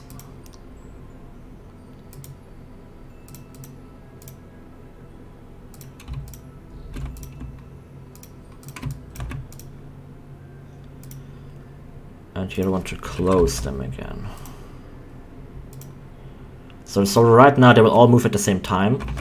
And because one of them is shorter than the others, this one will be finished sooner, because they all move the same speed. Yeah, I feel like the speed will be way too fast. So let me turn down the speed here.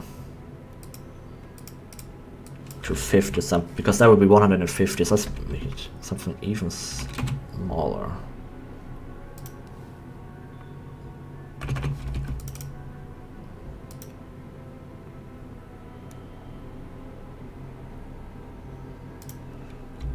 Okay, so these shouldn't be attached to that, it should be attached to this one, because this one has a longer reach. Actually scale them a bit out.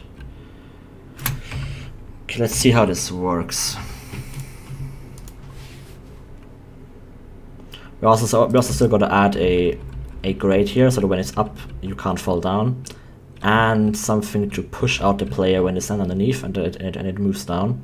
You don't want to get stuck, you want to get like shoved out there. It's always annoying to do that. I'm gonna compile without lining.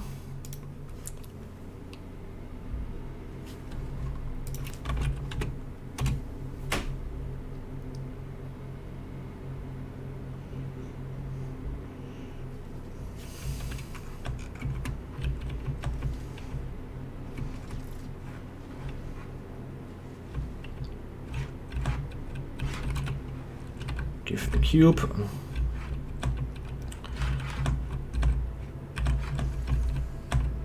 Okay, it's way too slow, and yeah, they're not parallel to each other.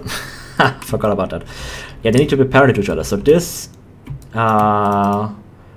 needs to be parented to the other section, and this section needs to be parented to the bottommost section, because then they all stack on top of each other, right?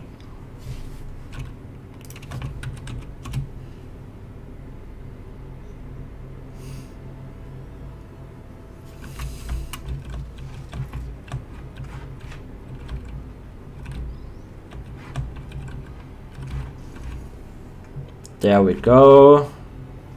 That's how it should look. Now you can see here kind of how it's getting a bit slower as it reaches the top.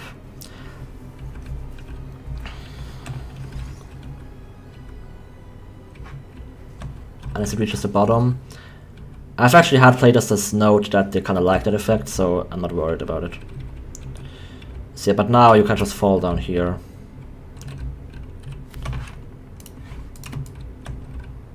So to fix that, I'll just add what I've been doing for this stuff is I'm just adding a grate.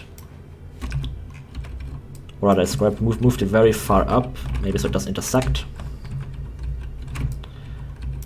And now I'm adding 2 grate brushes here. So it's kind of, yeah, slightly carving out this middle bit.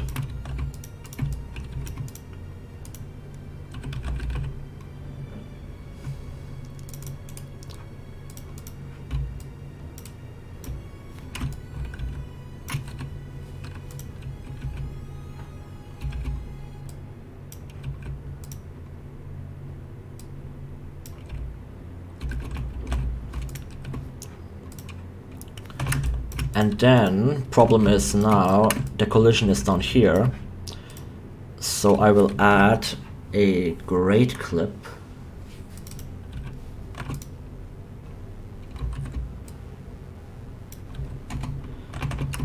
The grate is just so we have great footsteps. So now when you stand on here, you can be pushed off much easier, so I'll do that. That's the best OST soundtrack. Love it.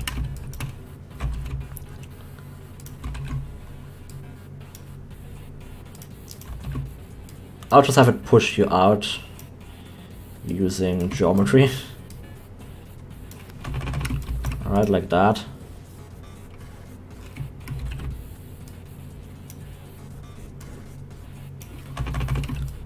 There we go. So this should now be able to push you out of the way when it's underneath it. Let's test it out.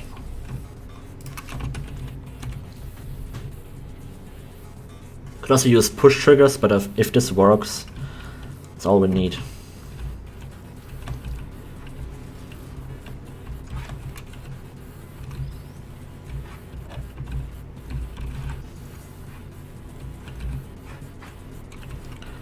Okay, I don't even know how you would be stuck under there, because you have to like entry move it, but whatever. Oh, it's not solid. Yeah. Oh, it is solid. What?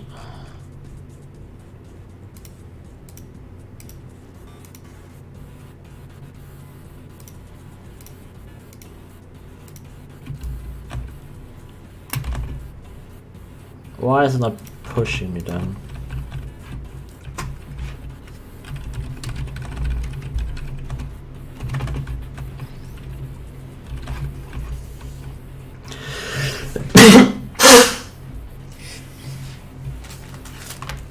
That wasn't expected. I did push the catapult helpers. We just have to add it to FGT. So have to add the helper to FGT.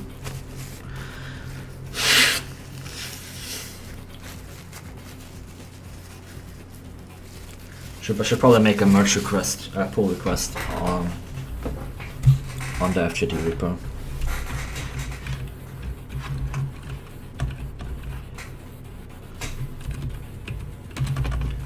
It's just doing nothing. Wait, so when it's down, it doesn't do anything either. Let's actually do the puzzle. Get this, yeah, here. Do that, get it painted. Slide it down. Did I mess something up? Oh, it is, what? Uh-huh. Oh, wait, is it only the, like, tip prop being... Yeah, because the tip has collision model. This platform does have collision model. And this apparently doesn't have collision, I don't know, even though I checked. I don't have installer on it.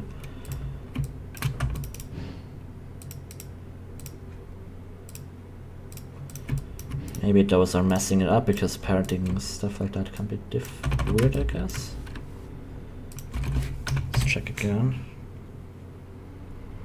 Hi, damn Q and 4ETOBG.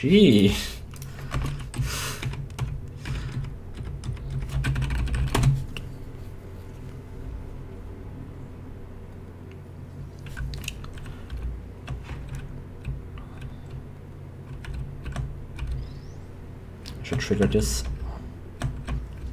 There we go.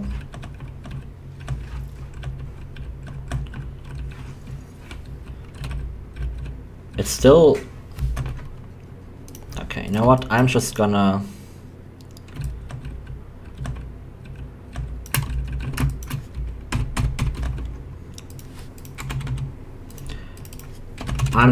make a funk brush, which has this funky collision.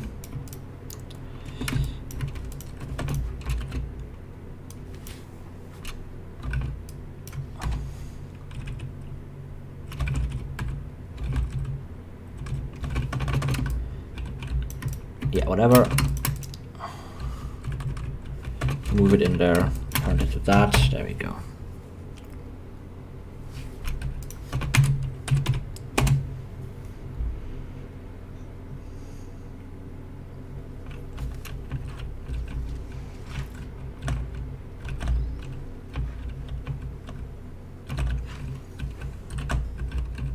Now I've got proper collision here.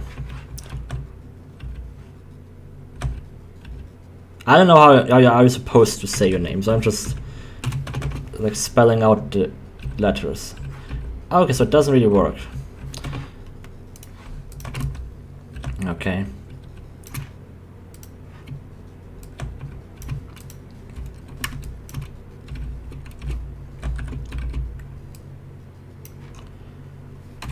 I guess I'll have to just push out the player then.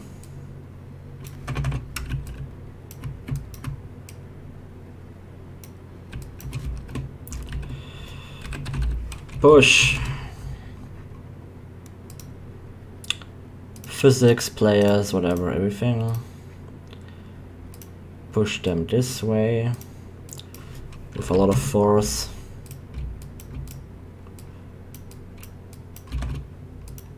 Push them that way with a lot of force. push them that way with a lot of force. It is parented. It does work. It just can't really like move me away, which is fair because player collision has always been weird and kind of bad. Oh yeah, I want to parent this to R2 elevator 1. So it's underneath there. Oh, leak. No leak. What?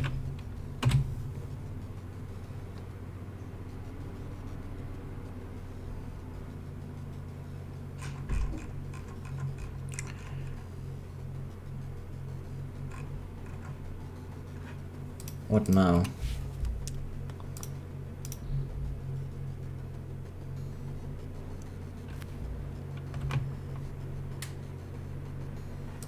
I named it tone mapper?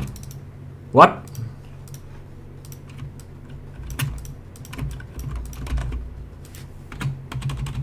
The hell? Okay, thanks for noticing that. I don't know why I would even cause that.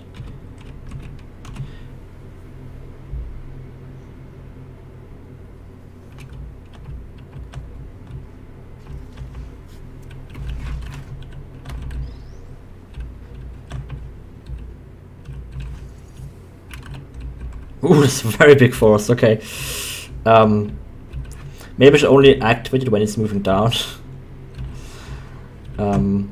Just so that doesn't happen. So let's remove, and yeah, you just get flung back.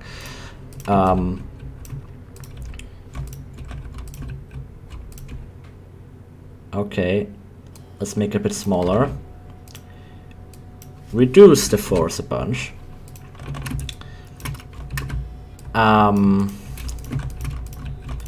Give them a name. R2 elevator. Push triggers. And then we disable those. And now only when we're moving down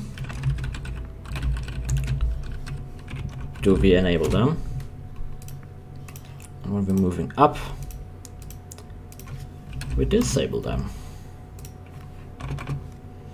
I am doing this just for good measure because I think we have a bunch of situations where we can get stuck underneath. I've never really fixed it properly, so I'm trying to find out what works and what doesn't. So I guess I really just have to do a push trigger. Yeah, so nothing's pushing me now. When I stand under here and get rid of that cube somehow, I get pushed off in a not so annoying manner. Cool, and now when I have a cube which I can spawn here,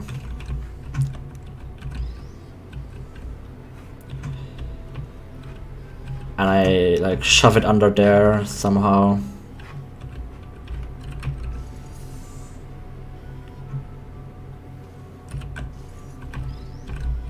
It also gets moved out. There we go. And that also isn't too hard, like too strong.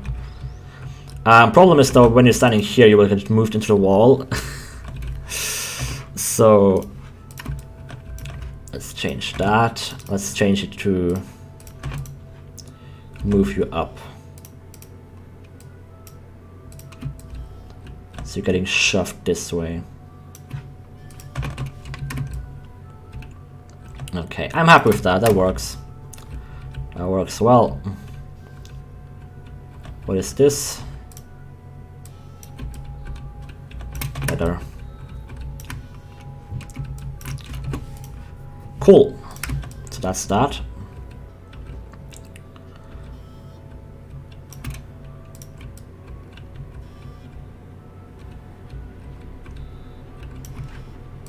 Let's add a sign.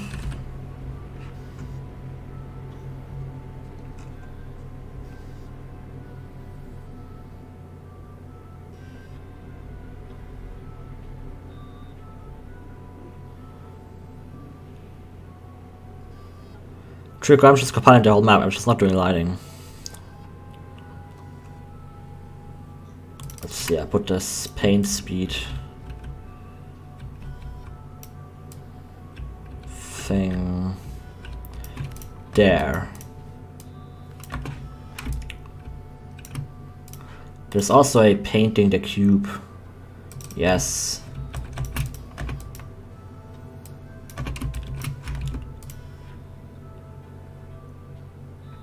And there's also a cleaning the cube thing. Oh yeah, we've got this custom fizzler thing. Which looks a bit bad, but it's fine. We've got the washing the cube.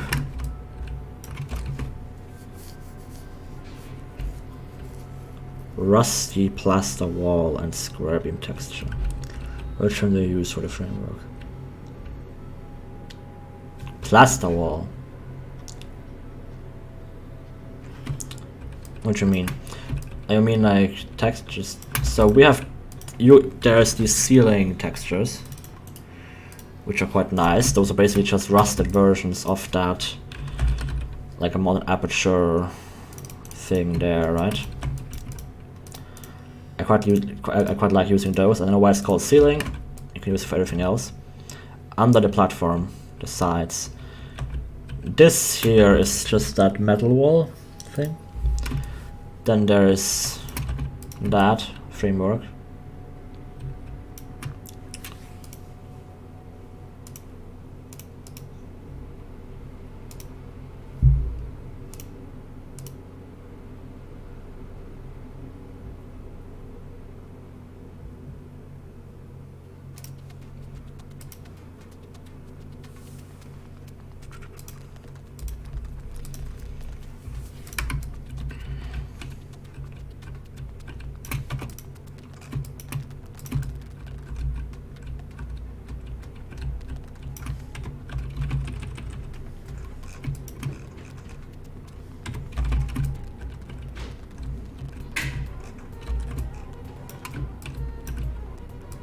Add a bit of a thing down here that it could stand on. Doesn't need to look too good, just something for it to stand on. Let's framework this up a bit here.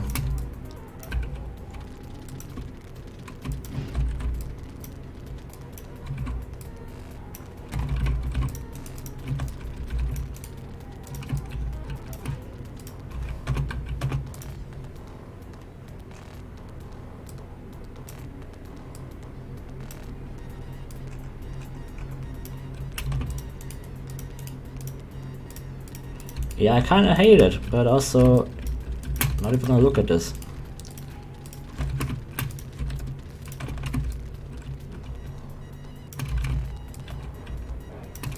Can just add a bit of pipes down here.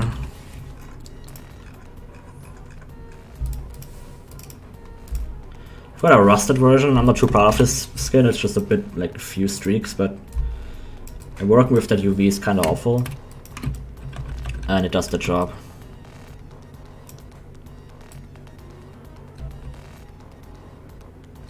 Oh, come on. Just let me rotate this thing. There we go.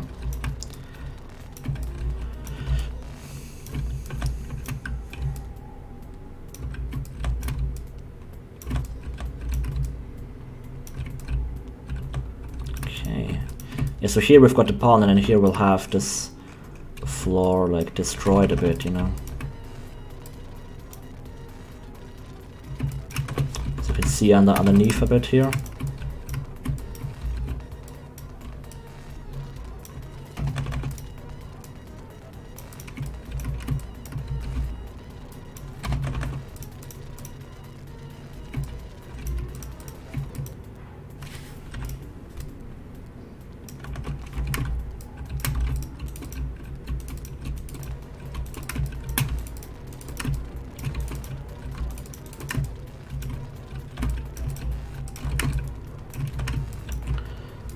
Let's see what we can use to cheat here.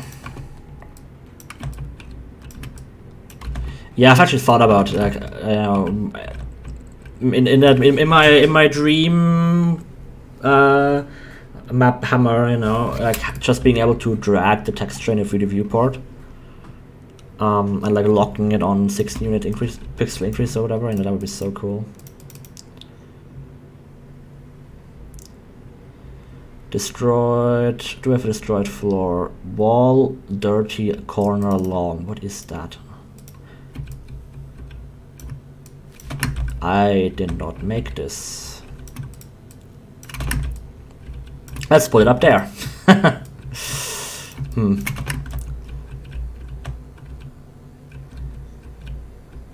I think I wanna put this up here, kind of dividing that a little bit here. I'm guessing you made this, Monty. I think I've seen this in a map before that you worked on. And I didn't make it, so it's gotta be you.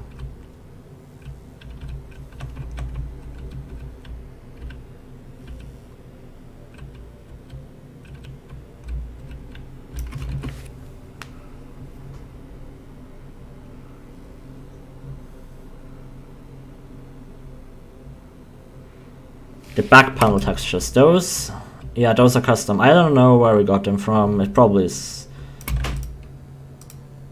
We've just been collecting a lot of assets over the years, you know. Just asking, hey, can we use this from a mod? And then they go, yep, and then we use them.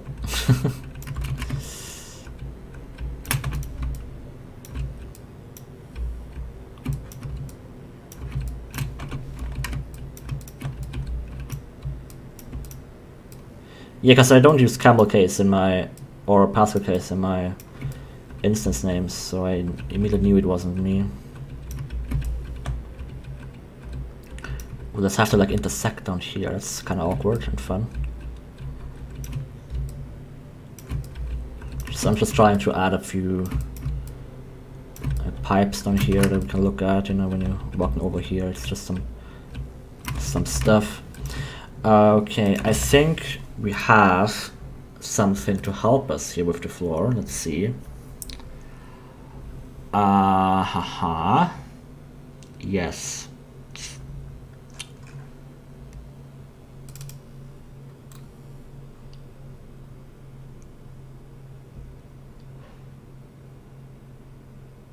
Black floor destruction, broken fall chamber. Floor black. Let's load floor black destruction. That's not a floor. That's a wall. It's also made by you, Monty. Okay. Yeah. It's a good instance. I don't know where to put it.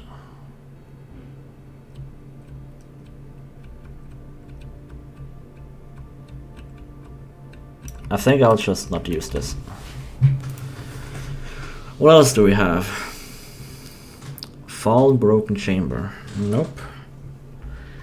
Leaning chamber tiles. Yes, but this is clean.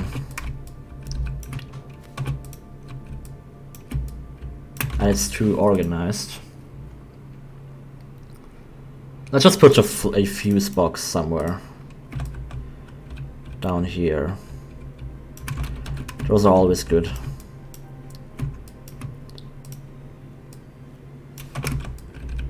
On the rendering for those. I guess I'll leave it off for now. Okay, I'll just build this floor myself, you know what? I'll just bite the bullet and do some stuff. Okay.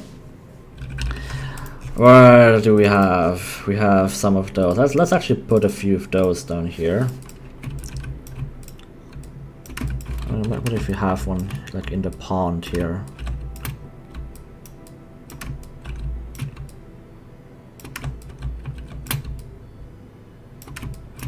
Yeah, that is a kind of leaning on top of it. That is nice. Okay. Ah yes, those are the good ones.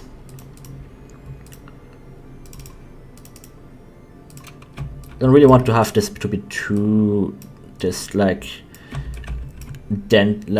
too sacked or dented in. You know what I mean? Like. Want it to be kind of flat, but just a little bit of that in that would be nice.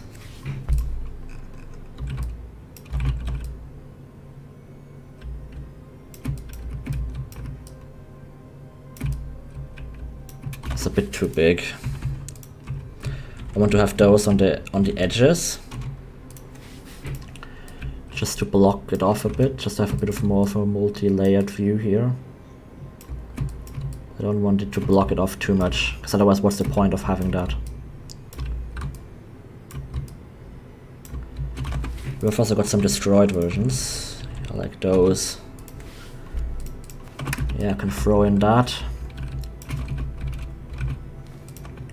Oh, camera crash, nice.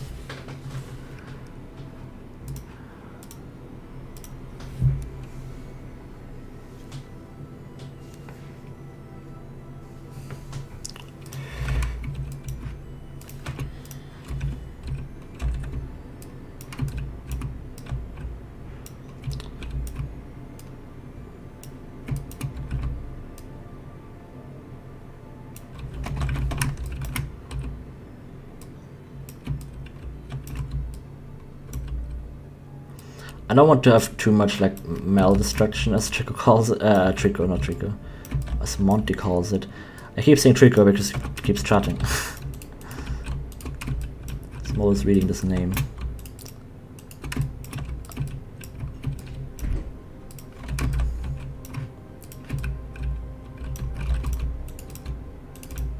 Just a little gradient here should be fine.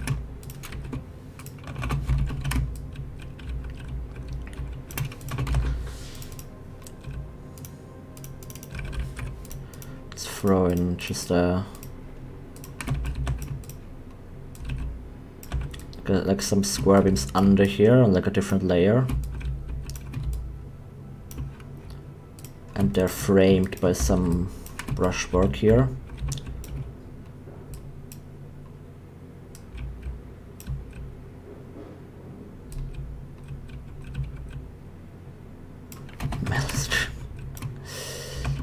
You're going a bit hard on Mel with its environment. The fact is, they did finish the mod.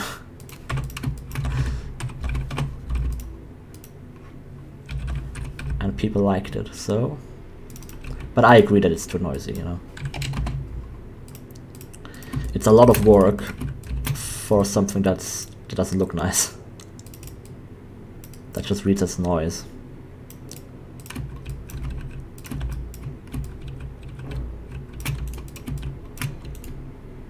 I'm not a big fan of how this is all just one texture. Maybe I'll switch it out with this. So it's just a bit of a different texture, you know.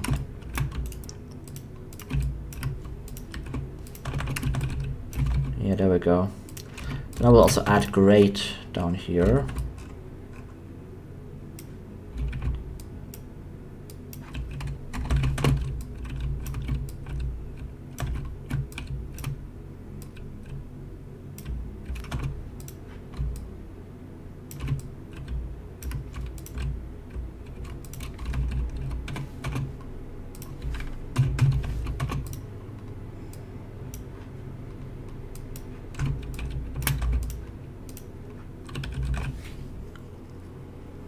Of course, every mod has faults, but I finished it, you know. Oh, I actually quite like using this grade. I don't know if this is appropriate for this. Now let's just use the boring one here.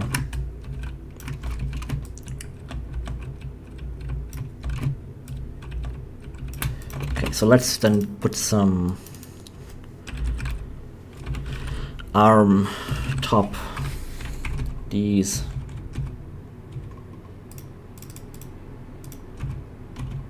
Up here.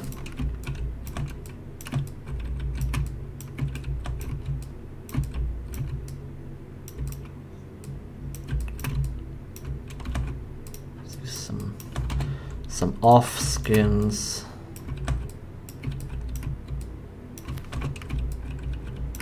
And this one might be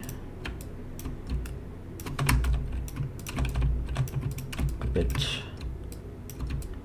like this, you know, like that.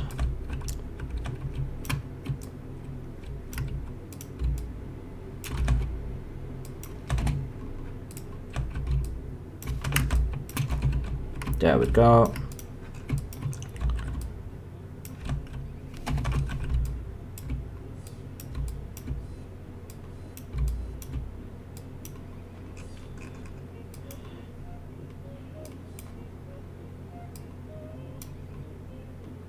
This is fine.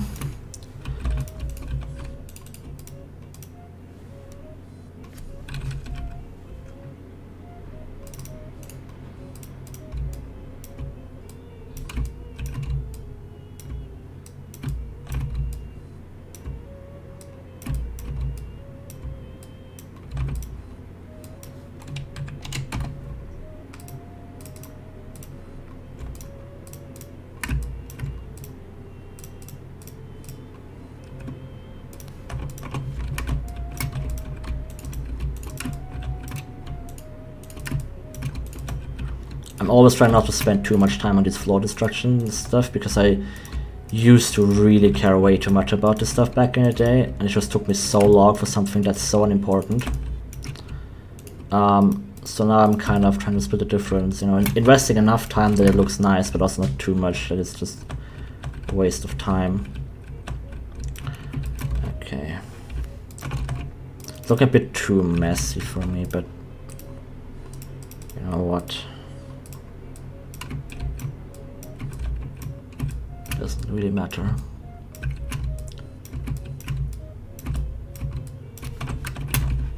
Let's just put a clip on top of it so we've got nice collision.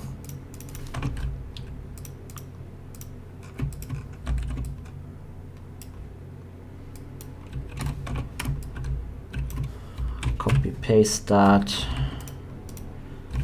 Change it to a skip. Top bit, replacing that with a hint. I sometimes like scaling up my hints a bit so they're easier to, so this texture is easier to read in Hammer. Where did my clip go?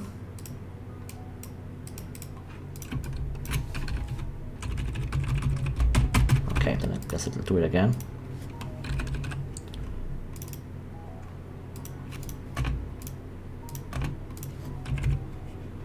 Not a player clip is way too.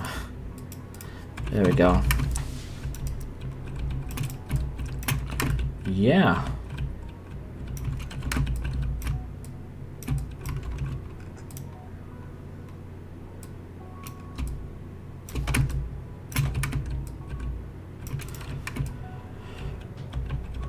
We'll look at that in the game later. First I'll add some broken glass here. Actually, I want to have some actual broken stuff. There we go. So here's a little tip: if you if you don't have the proper size of certain things, especially for these, just cheat. Just put a little brush there.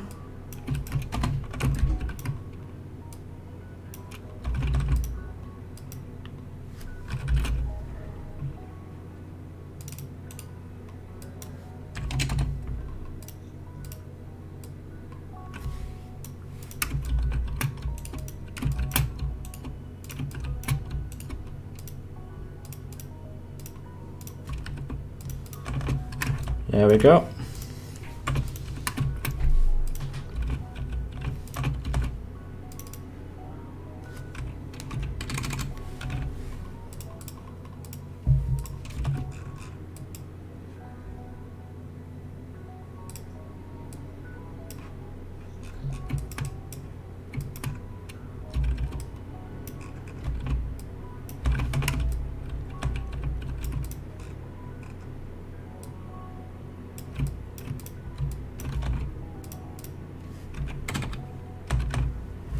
I think I have one that fits in there. Yeah, this one. Is this a dynamic prop? Nope. Okay, good.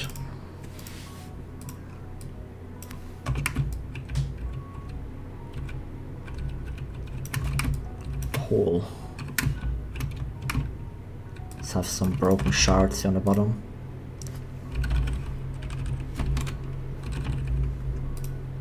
Yeah, those.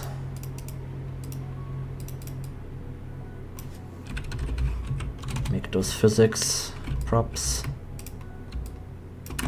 Oh, that's no draw.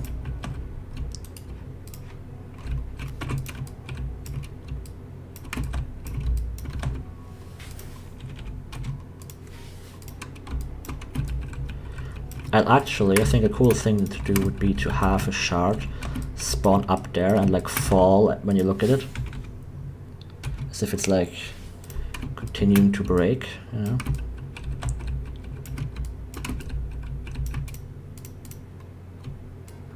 Like maybe there. Start asleep.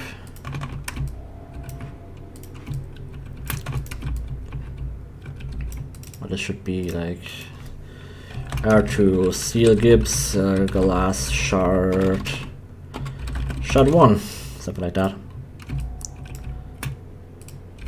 Just on this relay.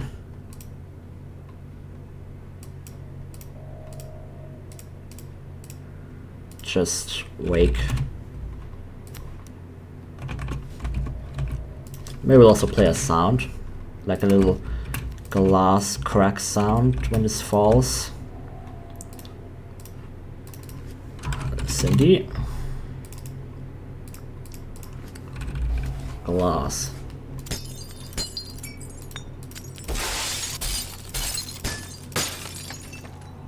That's better.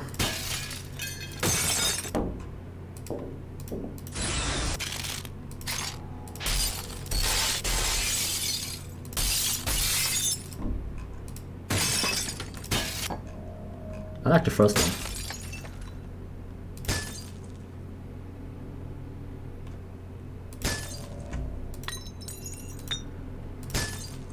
Maybe I use that one. That's low key enough.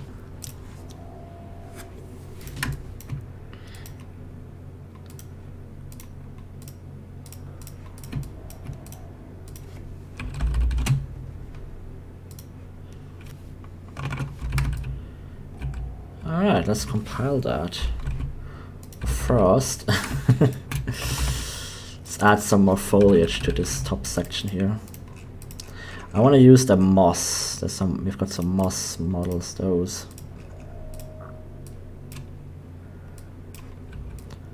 I like putting them up there.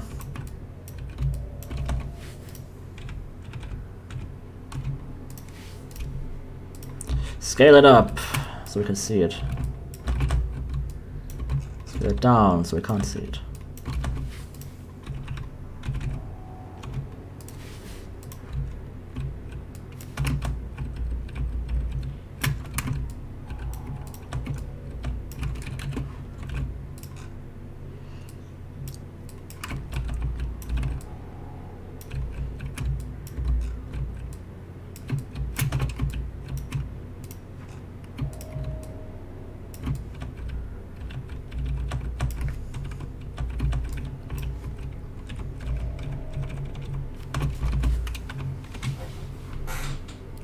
Ooh, moss clumps would be nice too, yeah.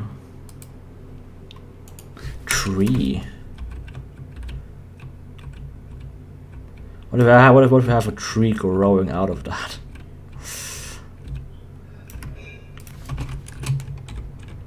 That sounds like a custom model exercise.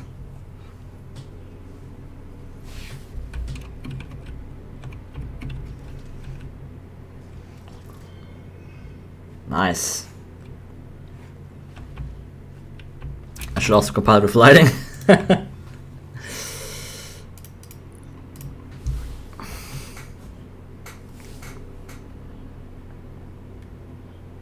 Tree stump idea? What do you mean?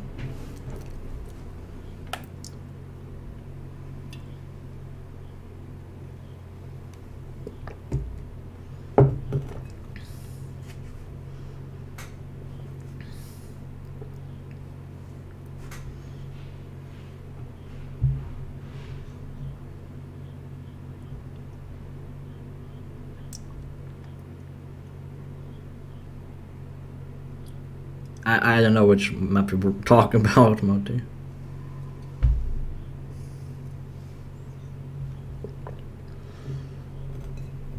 Looked awful. Yeah, maybe we're talking about your workshop after all. I'm sorry. I'm just...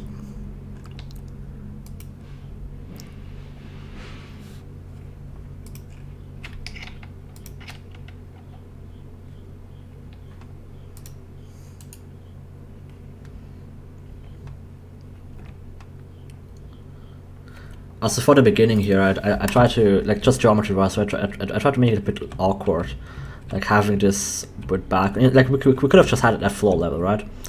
But if it's if you have to jump down a bit, and especially this here, like just jumping down a bit, it just makes it feel a bit more.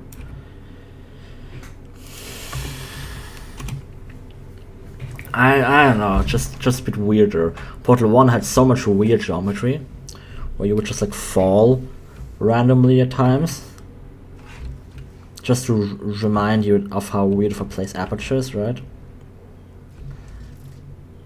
Bunk. So I like putting that stuff into my map. So yeah, that's looking pretty nice, I would say. Problem is, these just block sunlight entirely. I mean CSM. So need to check disable shadow depth for that. That's looking nice. It doesn't look as messy as I thought it would. It's got some nice other lighting down there.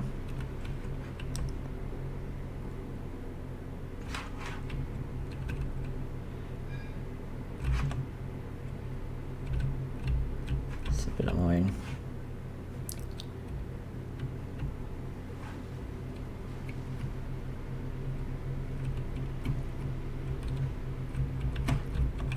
Can't jump up there. I kind of want to be able to jump up there. I also love how pretty seamlessly this prop blends in with the rest, right? I might add some more moss down here, because this prop can easily just look out of place, right? Because this is so highly, like so densely decorated. That when you just put it into some random corner, it can easily look out of place because it's so dense, but your map is done so bad. I've had that case a lot of times, so I'm trying to kind of step up the overgrown, like small scale detailing.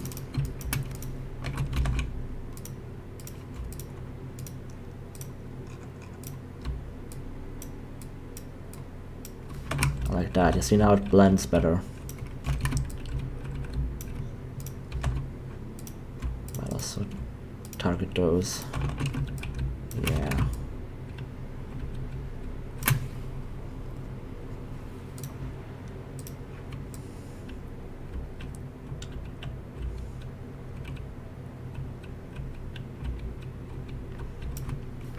So one area we really need to look at is this here. This is just dark. We could expand the skybox, but I think I'm just gonna leave this in shadow and just add some like some other kind of lighting. Maybe we have like a bit of a BTS section back here, which casts some nice static shadows with low light macro scale. Because I want to avoid using protected textures in this, because we already have CSM and real-time water reflections.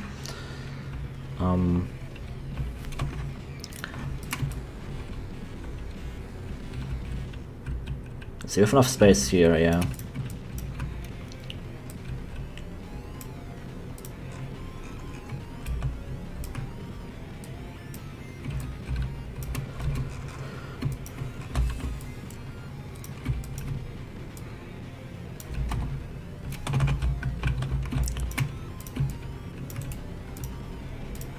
Yeah, so whenever I'm decorating, I'm trying to really pick my battles, right? Because I could spend an hour working on this wall, right?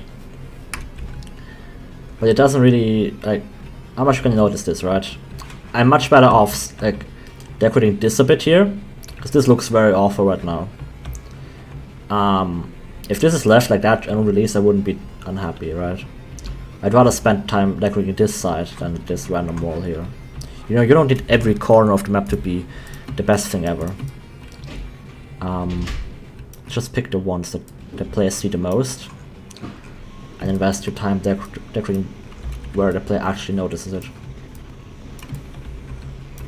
and that does save you, you know, time yourself mapping, which is very important, especially if you want to do a big mod. It also saves runtime performance. And if you look at Portal 2's maps, they're mastered at this.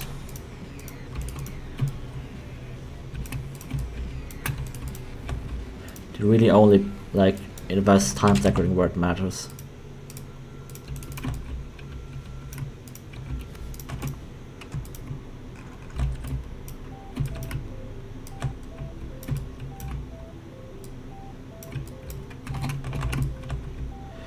So what I think what I want to do,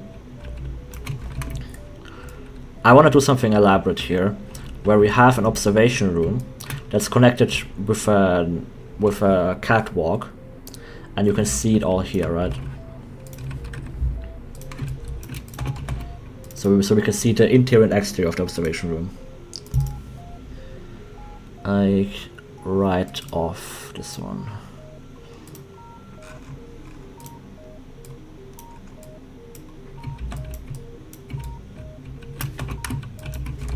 So I'm gonna collapse this instance.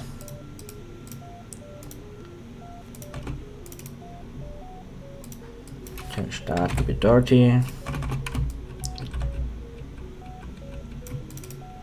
Does this have weird names? Nope, that's all good. Get rid of that weird geometry. I hate that, but it's good for instances. But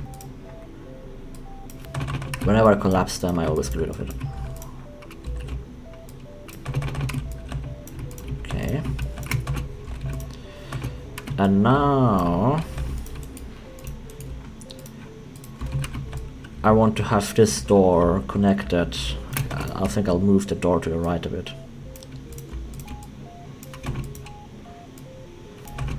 I want to have this connected to catwalks that we can see out here.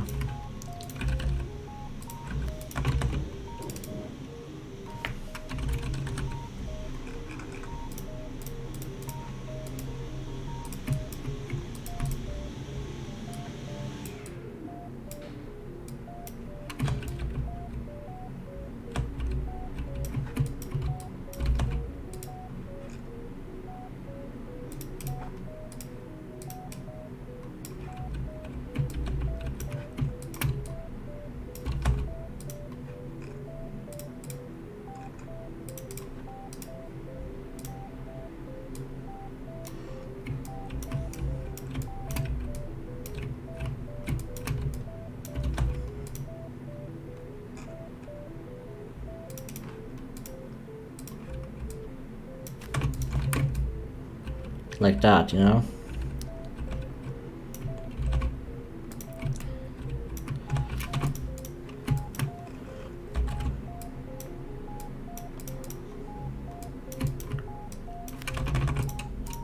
So now the hard part really becomes texturing this. And having the geometry make sense. Which is always what I try to avoid doing in Portal 2, because this makes no sense.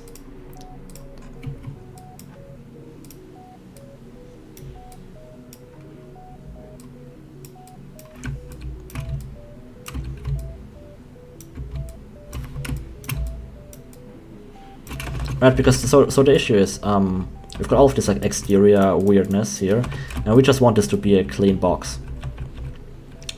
And on the inside we want everything to be like aligned to this grid, right? But on the outside we also want it to be aligned to the grid, but you can't do both at the same time. So when I add, you know, this here, now we'll have to really specifically choose our textures, otherwise this will just look awful.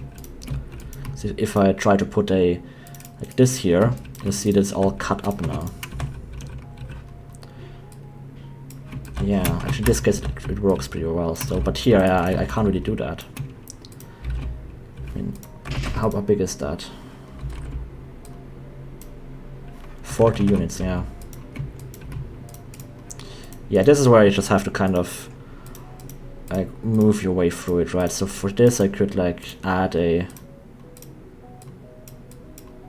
like this thin square beam here.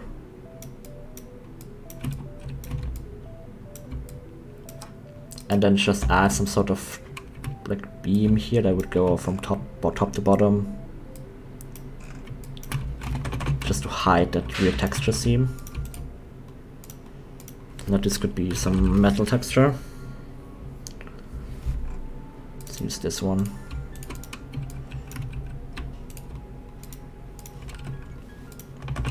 Right, so yeah, you just gotta like work your way through this. I will make this a bit smaller. There's no formula for this. It's just having to do the heavy lifting, those small details, everything manually.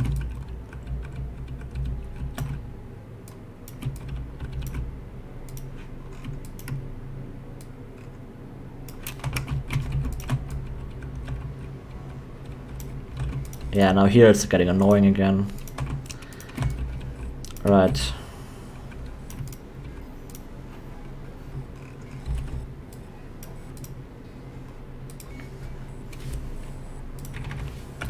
I think I will just make this a clean box here and hide all of this crap.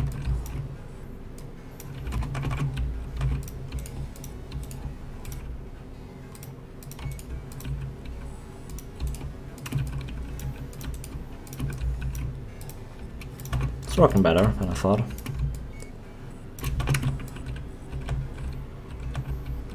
Yeah. I've got the ceiling here, it's very elaborately built.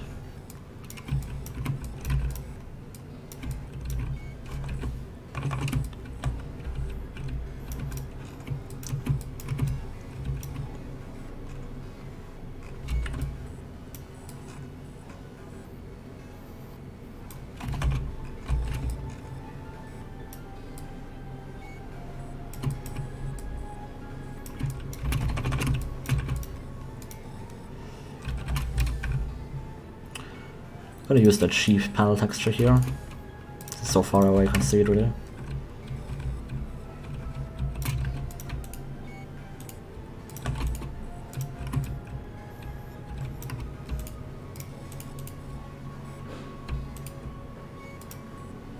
Yeah, see now this is all misaligned again. Ugh, it's a mess.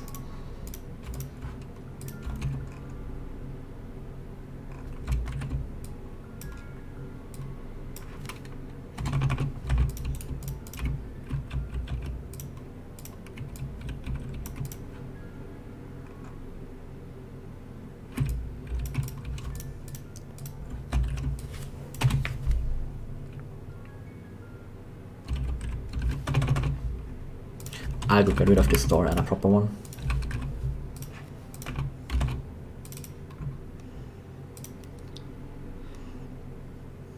Actually, I'll just add the door frame and not even do any logic.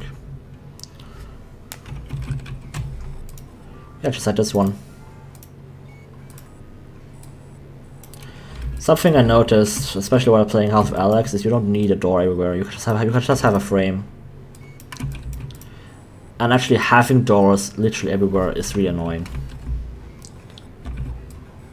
Right, like you have 5 doorways and every time you have to like wait for a door to open. Let's just remove the door. Just have it be a frame, it's much less hassle to walk through. Unless you don't want the door there for a gameplay purpose, something that makes sense of course, but a lot of the time doors are just hassle.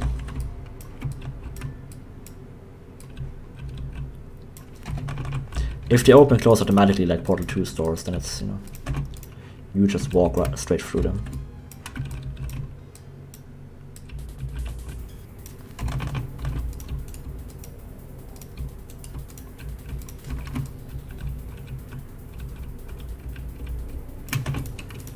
What am I even doing here? This is just a complete mess.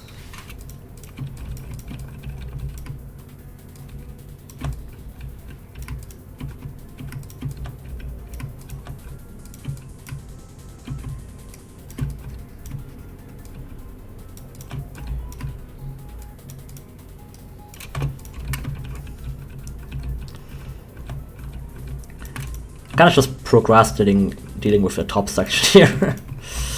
Okay.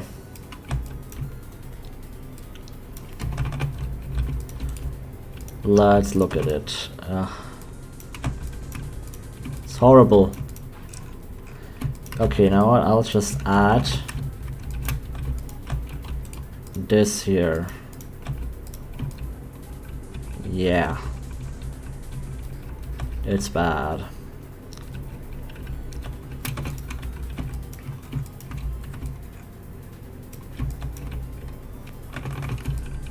Yeah.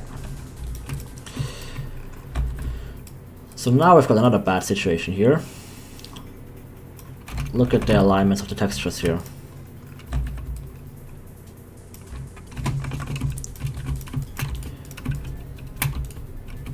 Yeah, I've got this to deal with now. Because we want both of these sides to be aligned 64 units. Great, right? Problem is, we've got this corner, and those are 6 units thick, so it doesn't line up. So I'll just move the seam into some corner somewhere where they can be hidden.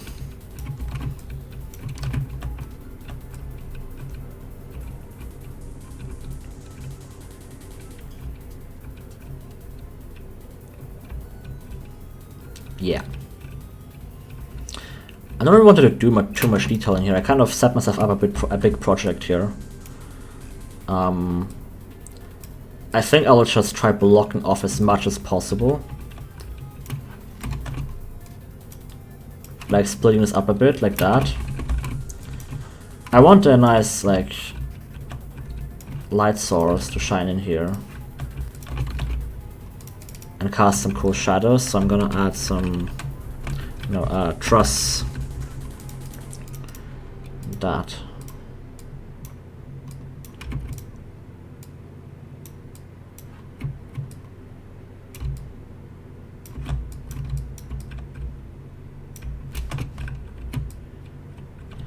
Right, I will have to misalignment again. There's just a gap here at the back. You know what? I think I will just move this down here. Yeah, I will hide the seam in this corner near the observation room. I will break the alignment here. It's better than breaking it there, because we can actually see that corner, but we can't see that corner ever. I think I'm gonna add a little Easter egg area, just right? Like you can. That catwalk makes no sense now. Having, making it possible to walk on this catwalk and going into the observation room. It's always fun for players to escape the chambers.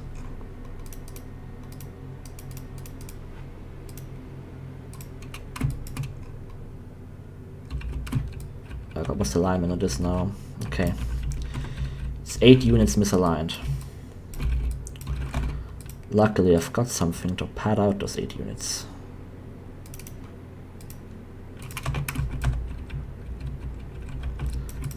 Still need to do the bottom section of this. Yeah, I'll just do this. Bring this all down.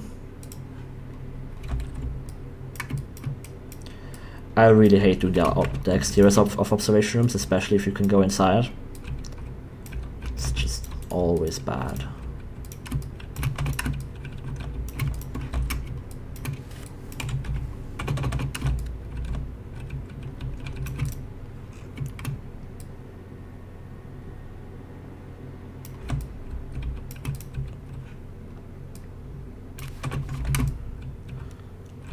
I actually kind of don't want to play to get in there, because then I can cheat a lot with decoration.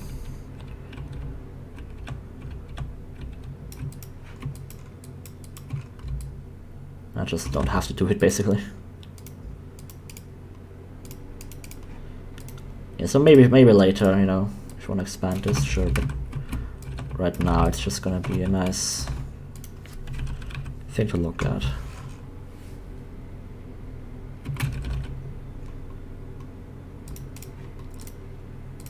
I'm not sure if the 8-unit catwalk is custom. It might be. The others are default. Let's add the colored version up here. Let's give it a bit more color. It's very brown and gray right now.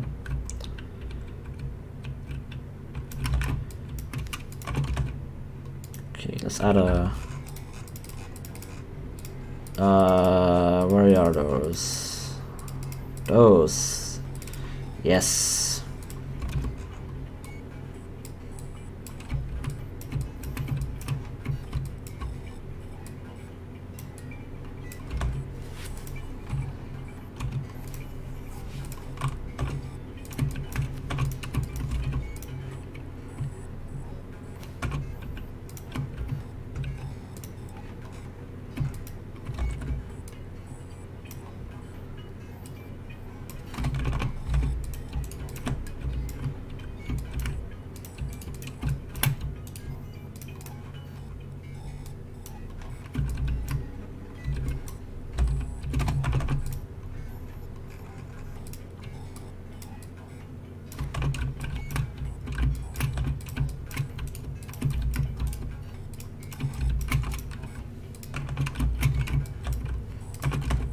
Rest is just gonna be square beams.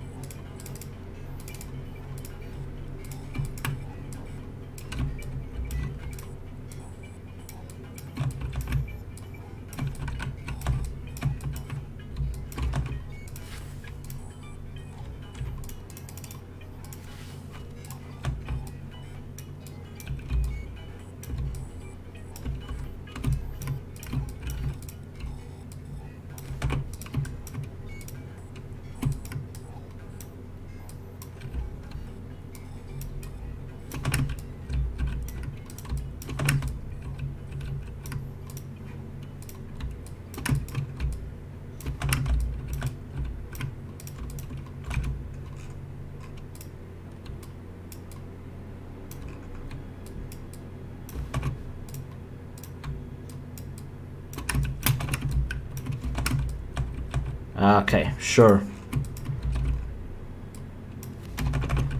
Let's fill out the texture here a bit.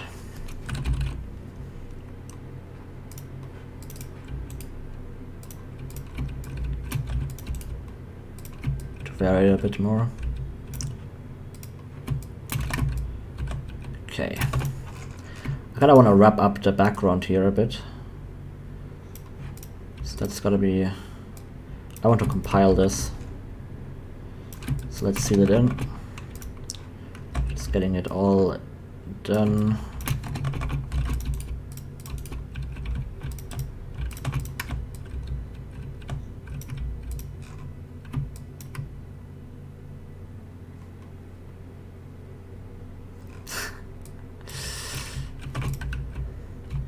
Hi Clarky. I'm too efficient. I'm too good at mapping now. That's reassuring.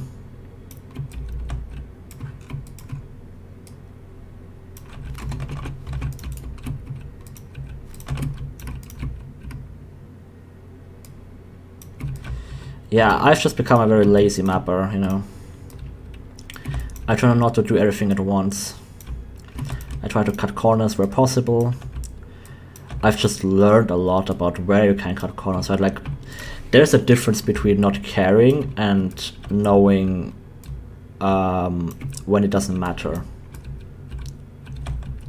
Right? A lot of mappers spend so much time on details that no one's ever gonna see, and then they don't spend that time working on, you know, that time could be spent working on stuff that players actually see. Or just making another map, and when you're making a big mod like Portal Revolution, you really need to be careful about what you spend your time on.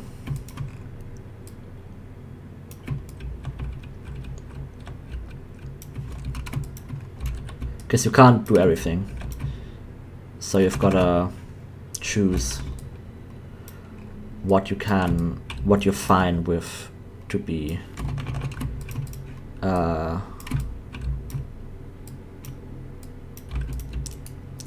to receive less love than everything else. And I mean, right now I'm working on this random background area, whereas we still have a lot of story places that need much more treatments very badly right now. That sentence made no sense. We've got a lot of other areas that should receive my attention. But now I'm just doing this. But I mean, I'm fine doing this because this is necessary. Right, I'm not wasting my time doing way too... Like, if I was gonna just like still... If I would still be sitting at here and like hand placing tiles, that would be unnecessary. Right.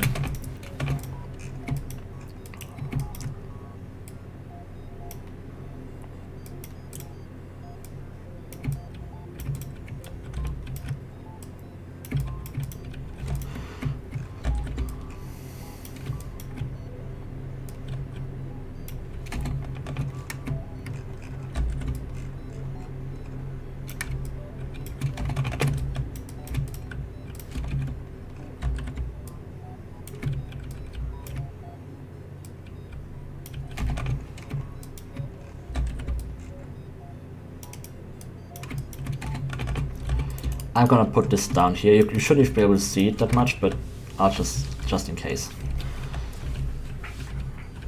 Yeah, this kind of looks very bad right now. There's just nothing going on back here.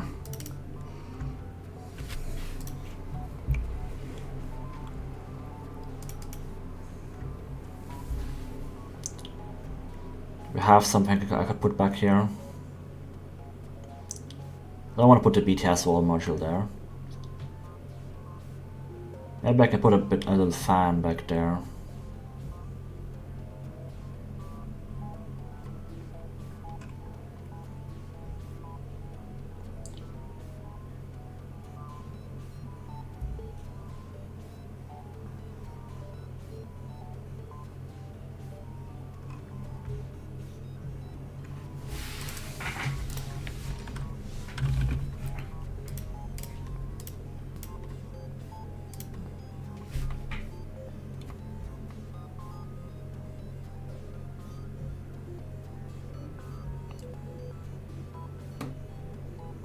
Wow, Hammer, you really don't have to like freak out that much just because I added a prefab. Now I know I don't use prefabs. Yeah, I made this a while ago. Let's just put a pipe back there.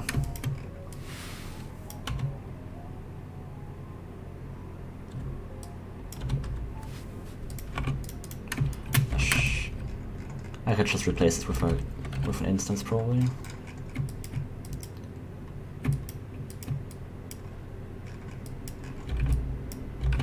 It's misaligned, but yeah. But it doesn't matter.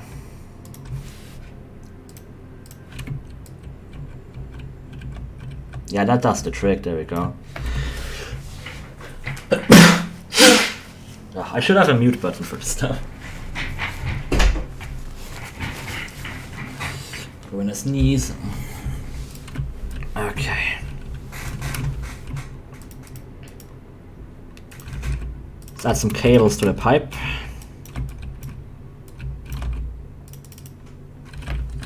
Thanks. Cable, cable, cable. Which is the one I need? This one is the one I need. Scale it up a bunch and put it. Oh, I like how it's like curling under that. That's pretty fun. So that's working really well there. Okay, I'm actually pretty happy with that. There we go. I'm also gonna just cut up the wall here and replace this with that as well. I'll just put some frame work there.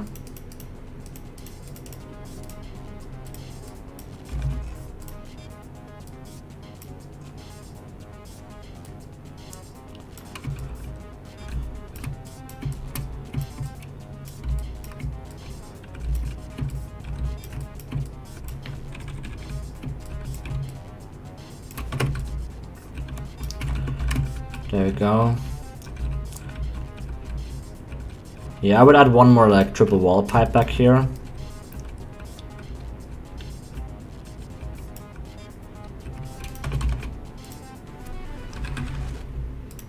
But let's take the portal 1 set, this one.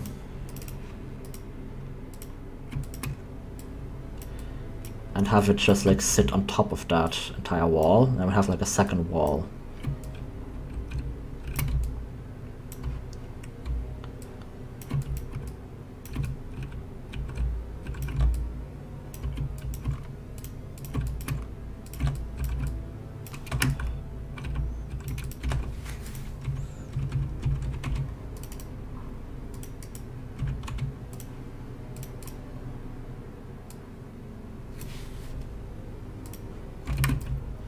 Yeah, Valve made a high quality version. The textures aren't the same as in Portal 1.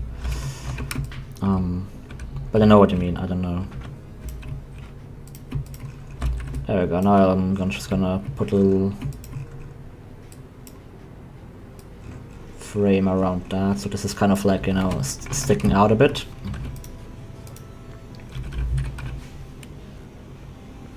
Don't, Monty. Spend your time mapping the thing I told you to, please.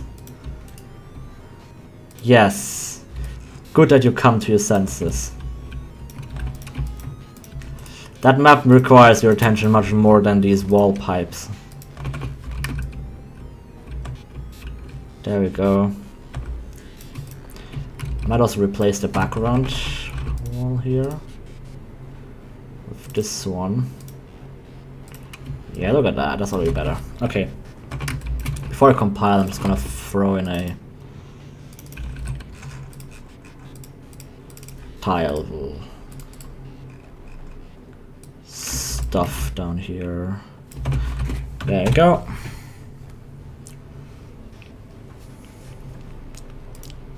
How long have I been streaming? I can't really see that. It's not been an hour, it's been more. 3 hours. Okay.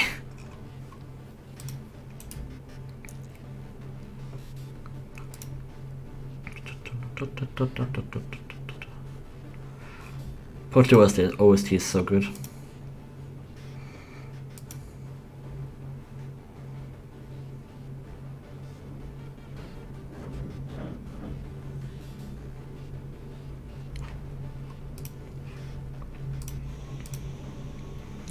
Might hit some weird sounds for a second.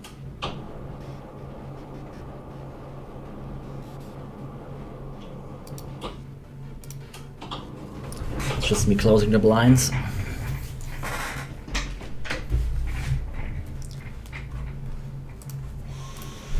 The sun is streaming in a very uncomfortable way, where it's brightening up my monitor and I can't see shit.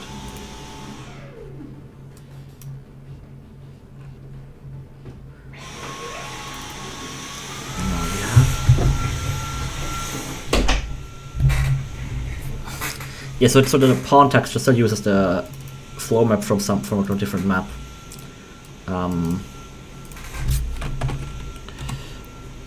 That's why we have some weird stuff there.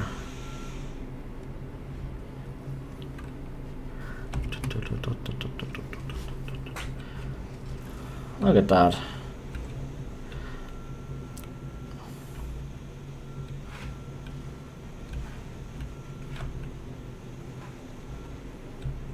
Oh yeah, I like that. Even without any lighting, that looks pretty cool.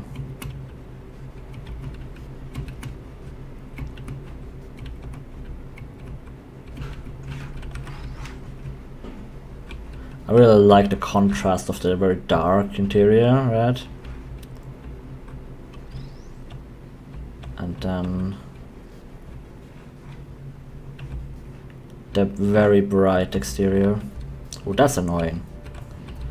I think I'll check that to be Gibbs so we don't have player collisions.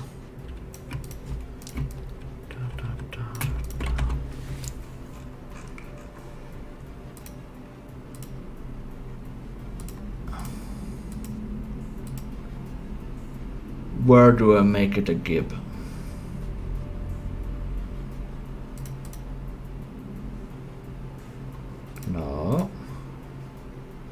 debris.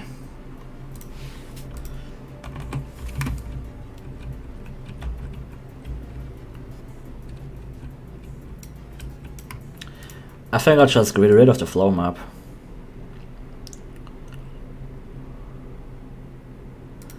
Or I'll scale it up a bunch. So you at least can't see those weird swirl patterns.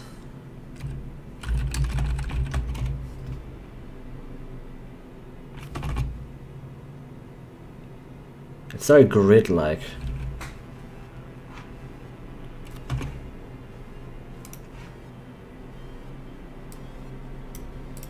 What if I just comment this all out?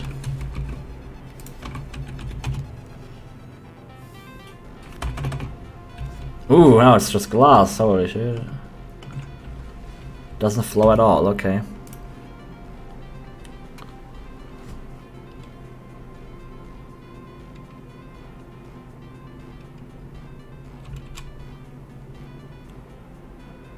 It's the bump map.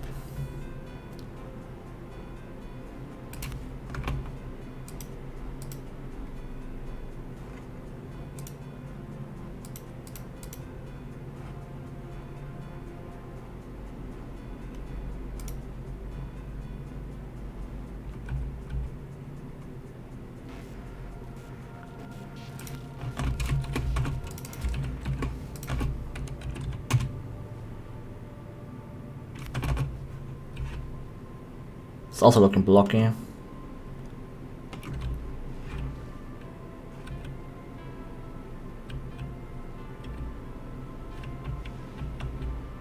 But yeah, I wouldn't be too unhappy with this water here. It's less blocky, yeah.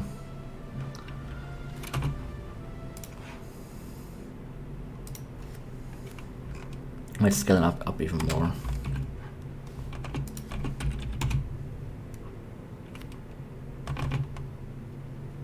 Yeah, so we can't really see any currents, it's just sort of undulating a bit. Bump strength. How do you do that? Oh, there.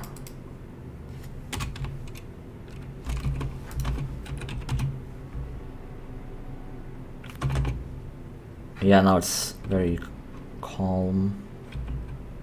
I like that, nice.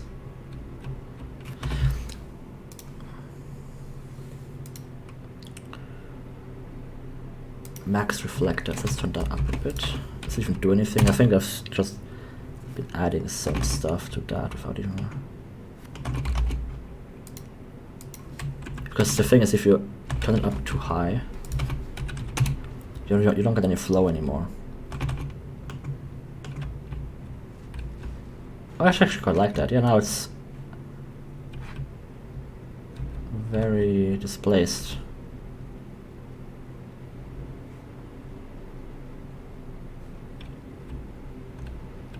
Yeah, I'm happy with that. It has a slight current, like downstream, which is nice, but it's still sort of ambiguous. That should be a texture there.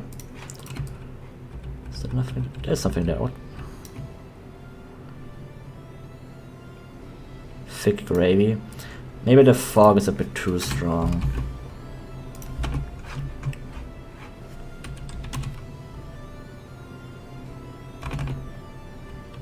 Okay, now we can't see it at all anymore. 5.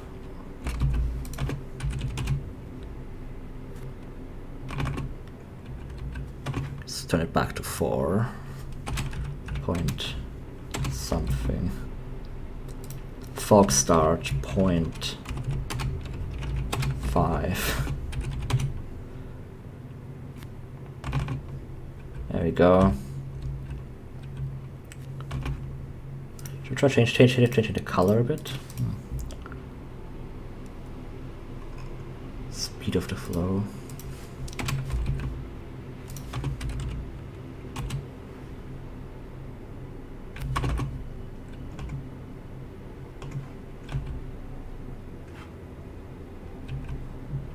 Yeah, it's kind of true. It kind of looks like it's Very viscous.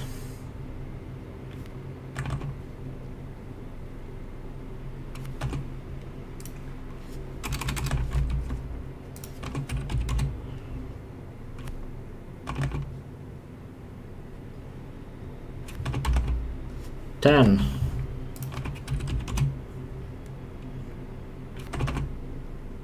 Does it even do anything? 5.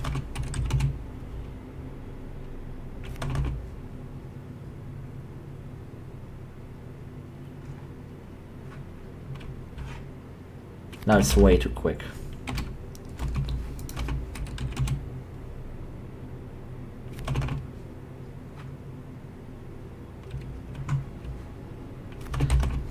I mean, I kind of liked how it was before. It was just very calm, just slight waves, you know.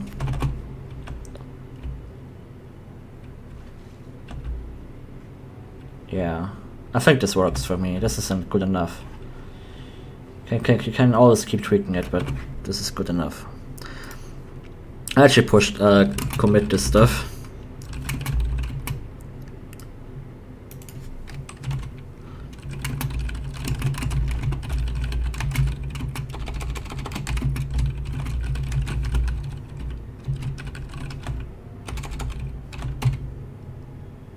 I'm doing this on other screen.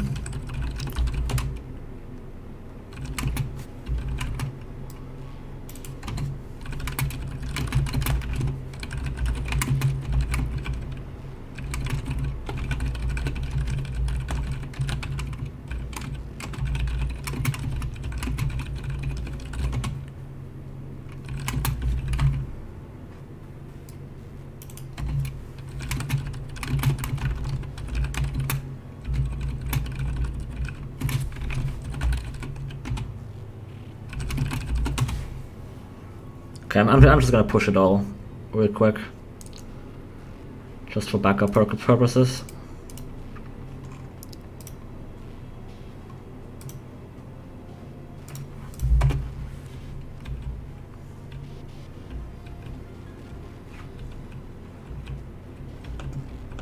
I didn't copy the prop over there.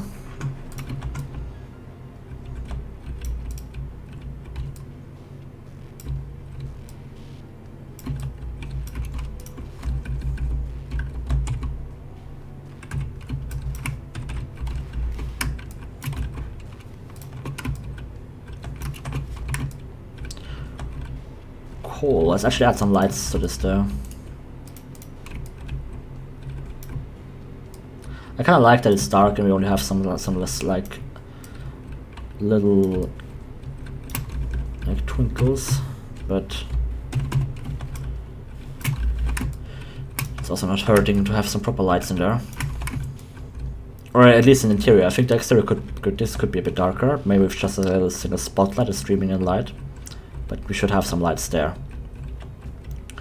I'm gonna add a few lights to the wall here. I want it to sort of like, we have a few at the bottom and then at the top we have more. It's kind of sloping up.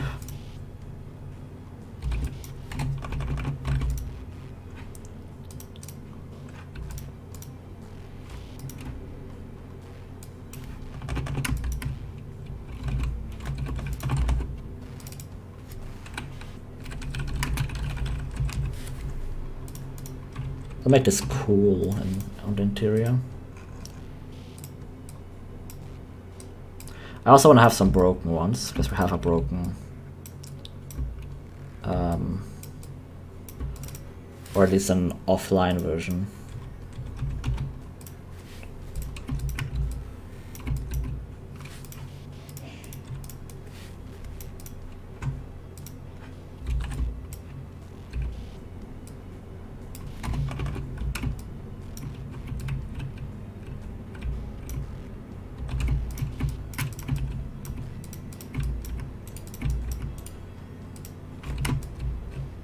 I don't like how it's this weird pattern.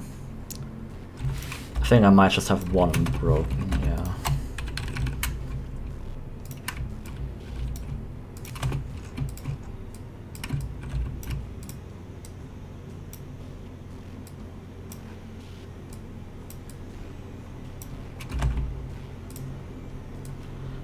I'll just do it like this.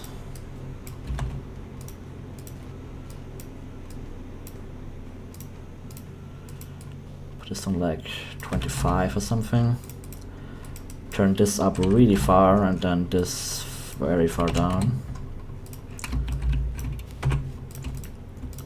And then make those not cast shadows. Shadows? Nope.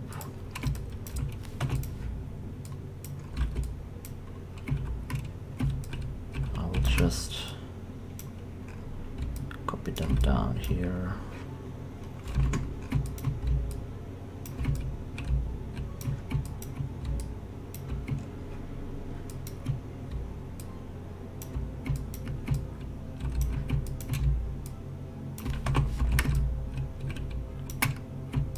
Hopefully that will look not that bad.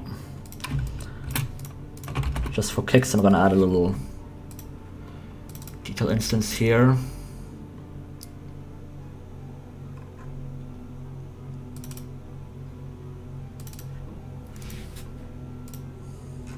That's too big.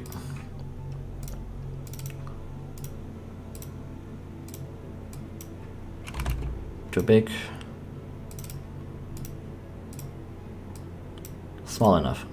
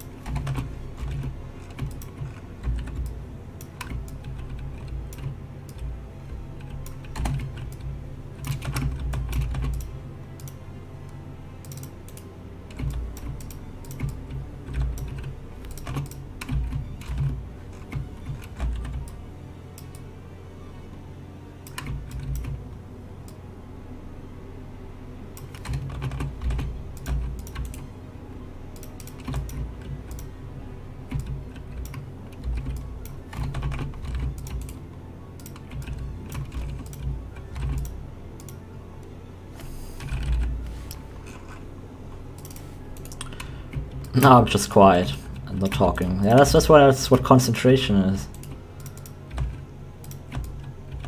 Yeah, there we go. That's messy enough.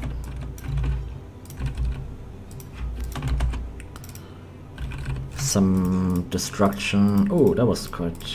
Those. Yes. No, not the mossy one. That one. Yeah. There we go. Now it's time for some dirt overlay. This one, just put it everywhere. Don't even care, just stick it somewhere. It's gonna look good. Also the debris, this one, just put it there. Just stick it places. Okay, now I wanna make this a displacement. Blend, swap it out for this one, and now I can paint a dirt layer on there, like that. I just need to add a node underneath. There we go. Let's compile and see. Leak. Probably back here, yeah.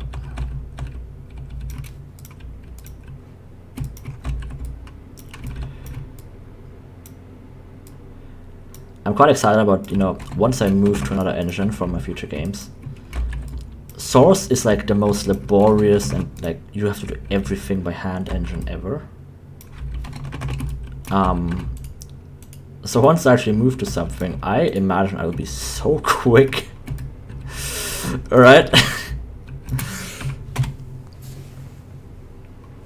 One thing I should move these over here because that one is disabled.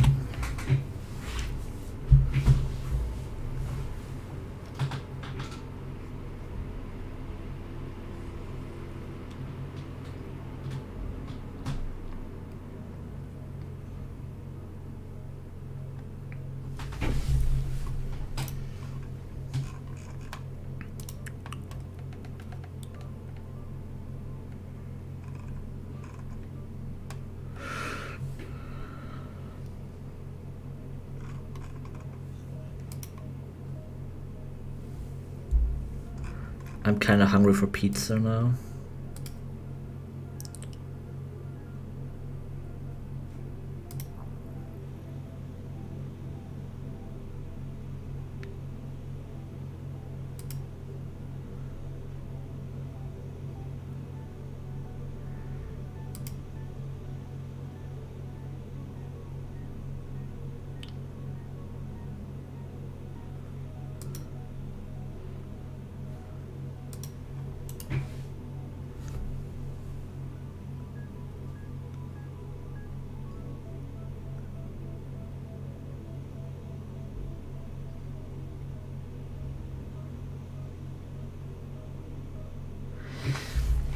Yeah, you can do some really cool stuff with good tooling.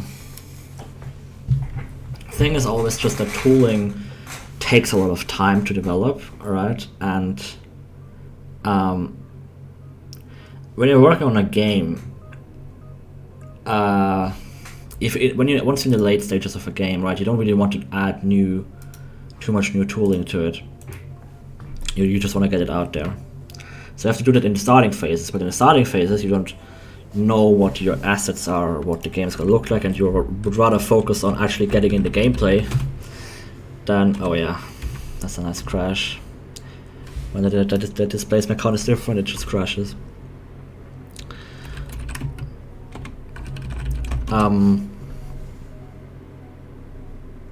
Yeah, when in the other side you don't really know what the game is yet, and there's more important stuff for you to deal with. But yeah, there's a lot of tooling that you can use that's more generalized. Yeah, I liked it. I also like how you can tell that this is like giving off less light than the other ones, even though this is I should add more lights for this.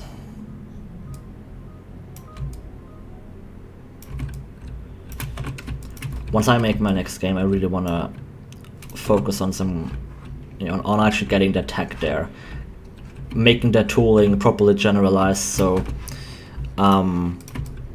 it can be used for future games and stuff like that.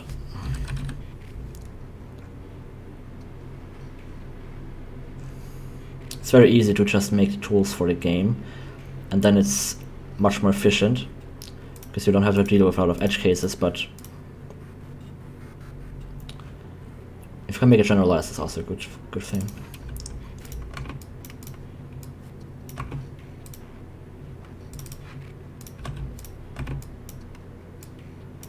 Also, the thing with those, like with random generation, is they always look good at first, but they get very samey very quickly, right? And if you actually hand play stuff, it's gonna look much better. But it also takes 100 times as long. I'm gonna add a simple door texture to this. I think I might as well just use the same one I deleted before, but this time it's in a frame. Oh, I should use this one. Oh no, it doesn't fit. What about that one? Oh, there's a weird black outline there. Guess I'll use this one then. Or not. This one. The bad one, there we go.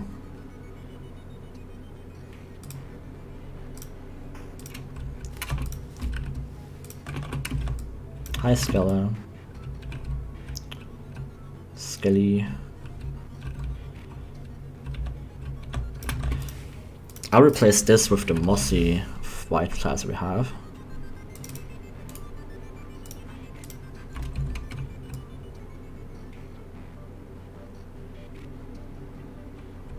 Yes, I know how to do it, Monty, but I'm lazy. Never noticed that. Okay, time to finally do the ceiling here. Holy shit! Like this, I'm happy with this now. This is okay. Maybe still a bit dark.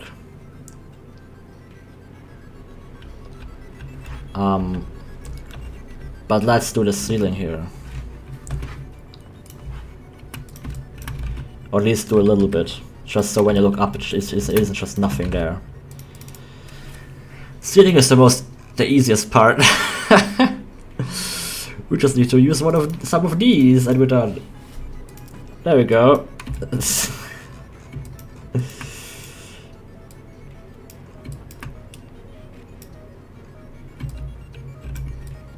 It's that simple, you know. I actually kind of want to have this sort of intrude into the chamber.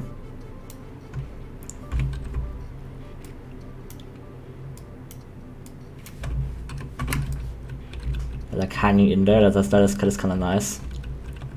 That is pretty fun.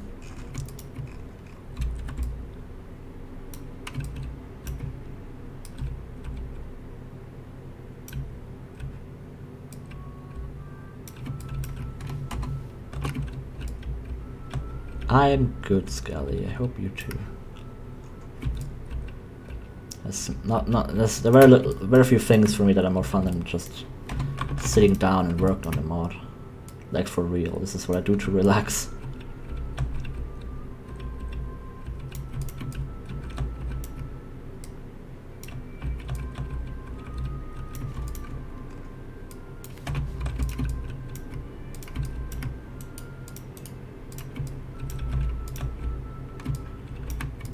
Metal, come here. But cheap version, please.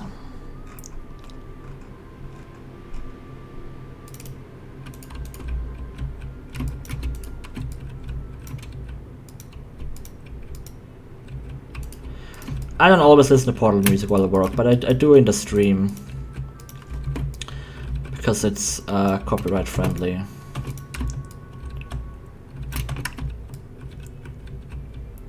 Where's the sun coming from again? I've gotta be careful. Okay, from here. So this shouldn't block. Oh, it does block a bit. It blocks off all of this stuff.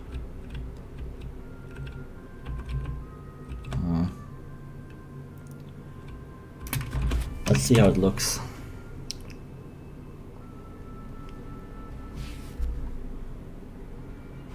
I might also just put a little fake light in the middle of the room here to make this a bit brighter.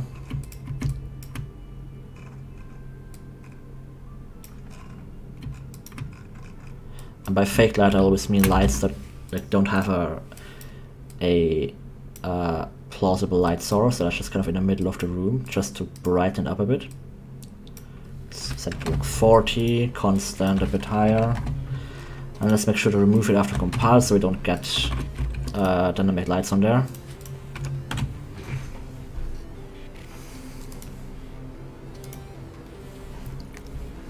Or rather, so we don't get dynamic lights from it.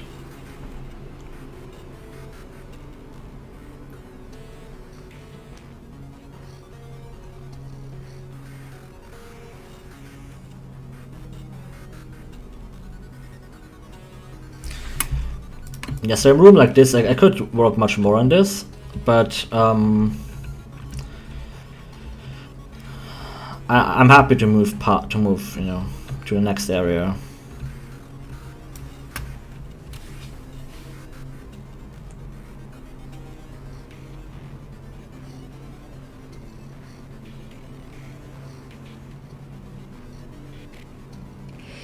Yeah, Clanky, you can check that box and then it will compile a light map, but not actually have the entity there. This is only a chaos source feature though.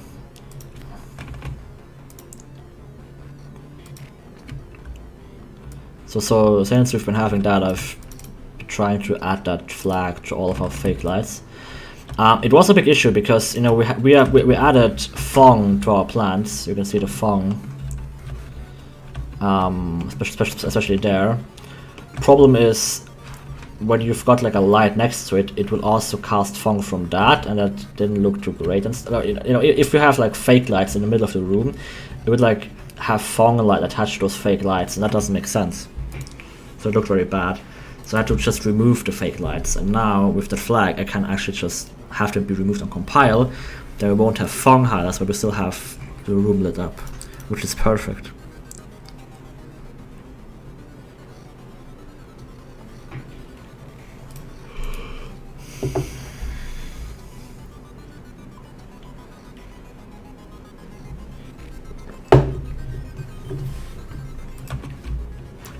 Yeah, I'm happy with the lighting here.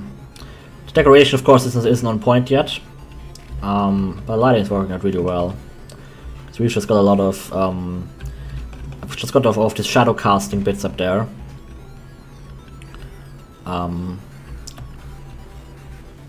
Which split out the shadows nicely.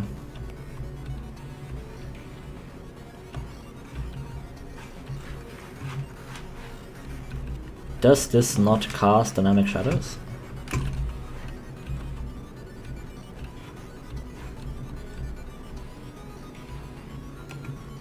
Guess not.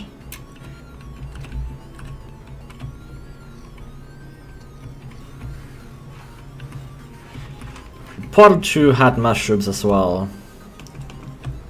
Those are from Portal 2. Sunflowers are custom though, yeah.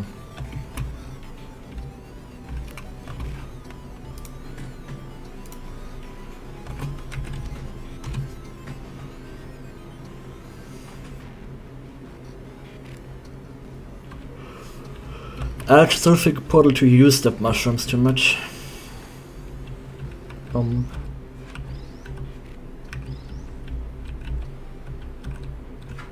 Or the way to cast shadows. Doesn't make sense.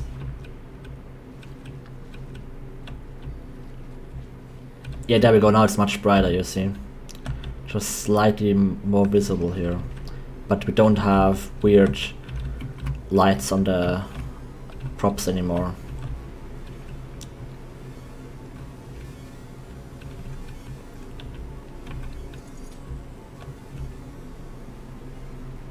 I could disable pickup, but I think it's fine.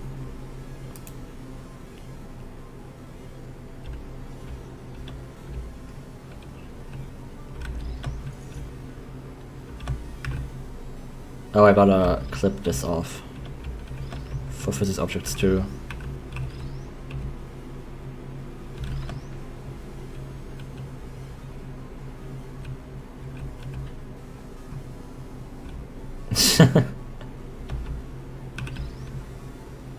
It's fun to have a sliding puzzle in a mod.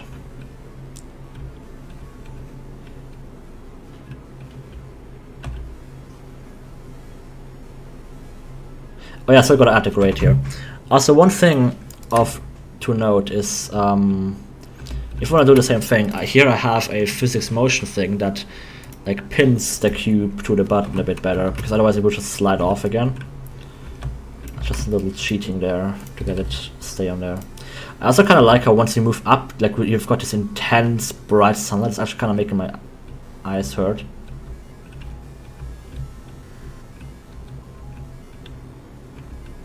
Yeah, that's gonna be pretty cool. At the bottom, it's like much more damp.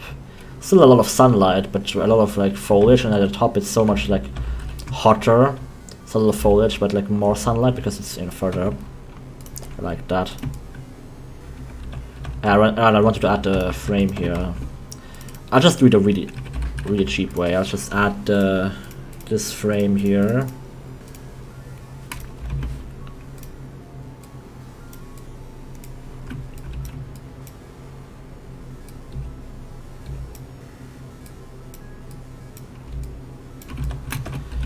There we go. Add a nice grade texture to it. Oh, come on.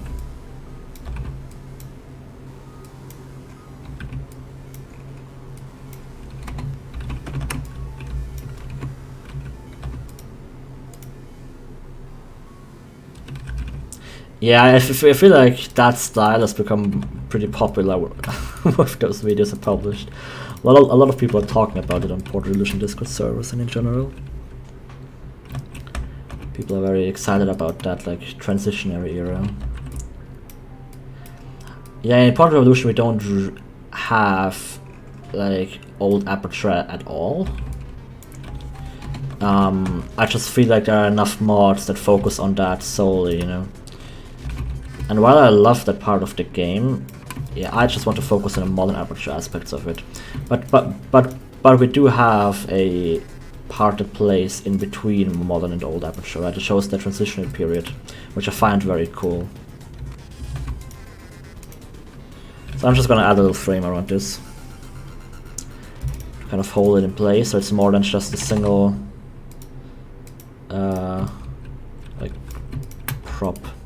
being placed there.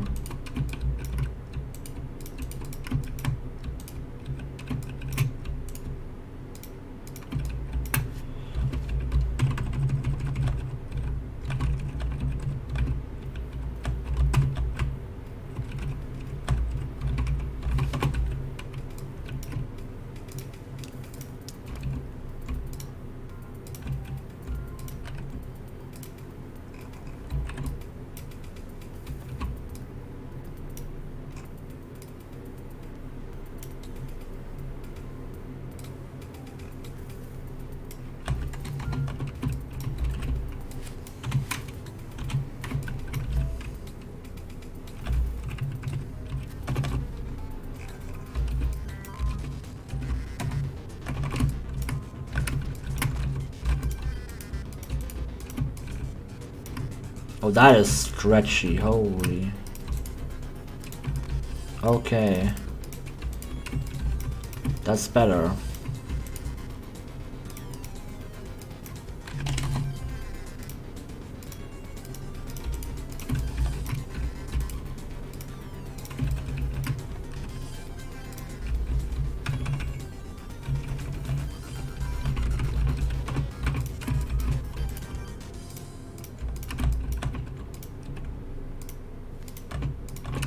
There you go, that's a nice little thing there.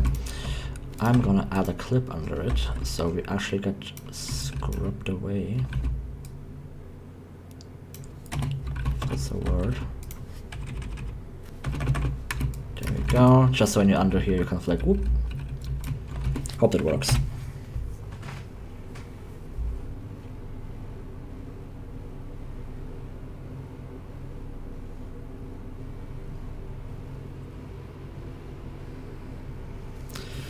Have a tube in the chamber that vines pouring out of it, or it has water.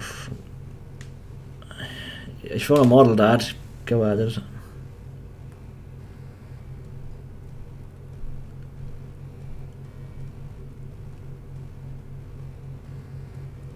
No, I'm not gonna have a frame fall down there, it's silly.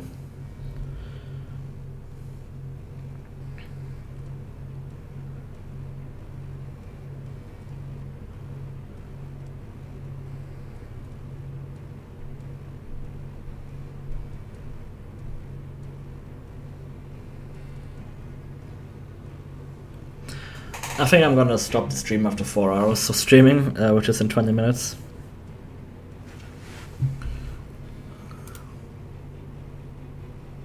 Didn't really intend to stream for that long, but yeah, when I'm working on the stuff, like the time just goes by so quickly. It's already been 4 hours. But I mean, I made a lot of progress, you know. This used to be empty before. You guys were all like, oh, it looks so cursed that there's nothing here. Well, no, there's stuff here. Still not done, far from done. So I'm gonna do this whole corner, the top section, plants here everywhere, this part, this whole like foyer. It's a lot, and also the exit room, right?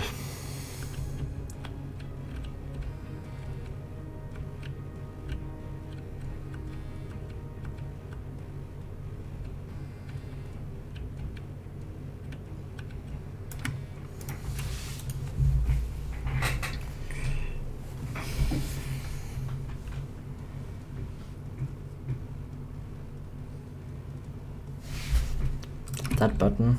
Sorry, bothering the button so much. I mean, the whole idea of this is that it would hold in the cube, but I think I can just get rid of it now. Because I've got the trigger there, which holds it in place.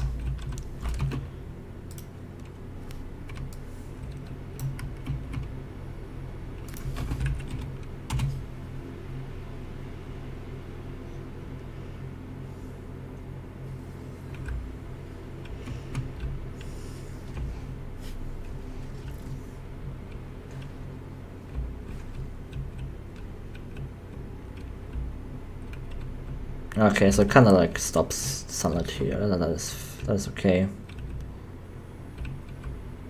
Yeah.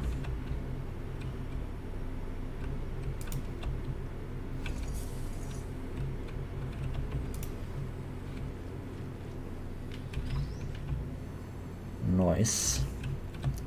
Can I cheat it? No, I can't. Okay, I really can't get it across there. I made sure of that.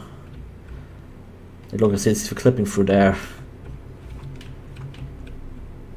Yeah, you can see that it's kind of like blobby here. That's just because I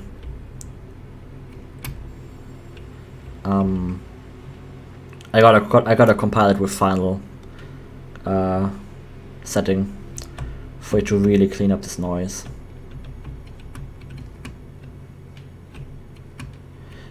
Yeah, I mean, everyone has their favorite styles. Overgrown seems to have become the signature style for Portal Revolution. I mean, I'm not sure if that's true. I think it's become my signature style when I was mapping Portal 2 a lot more. I don't really know what Portal Revolution signature styles, because all of our styles are very unique now.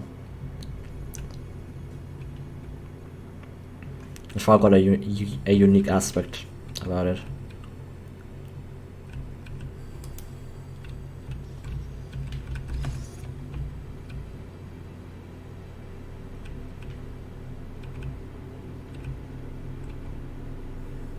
Yeah, there will be a boss fight.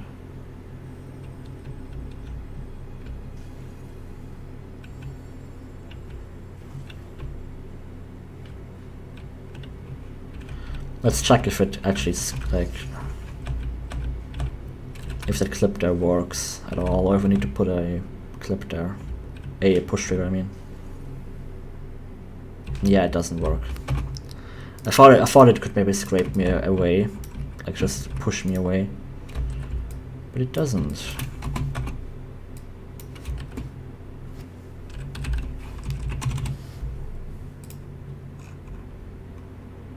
Client, NPCs, play physics objects. It's up and like 90.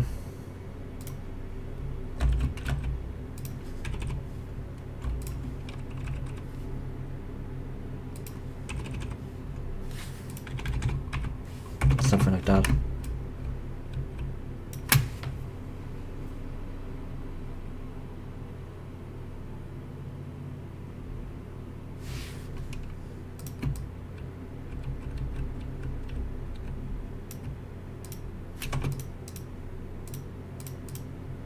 There's just nothing for me to say, hey, you can't stop the player, like, it can't be stopped by the player. But I'm just gonna add a push there. I think I'll also want to add some rails here, that's also pretty fun. Hand rail.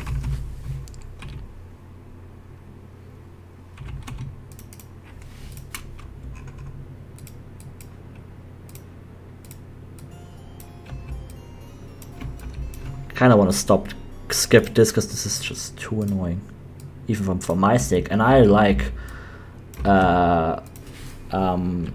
friendly faith plate, but this is just so high pitched.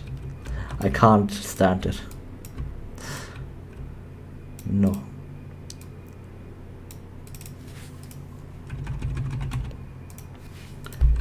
But I think I'll split this into two handrails here. Move this up, over, there we go.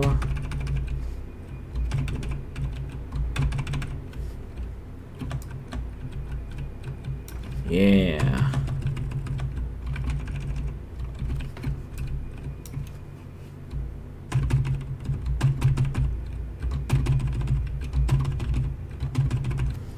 Maybe a bit too much copy paste. I would like to have some of them broken, maybe.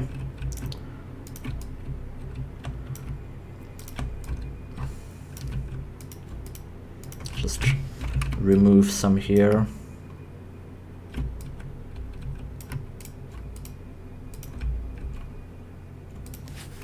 Vary it up a bit. There's something nice about the symmetry, but I don't think it's, yeah.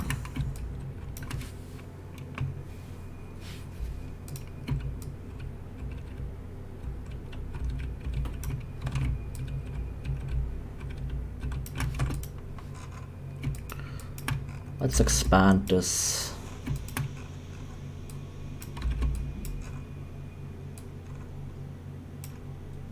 Here. Take it all the way over. Oh, proper materials are important. Here's the metal.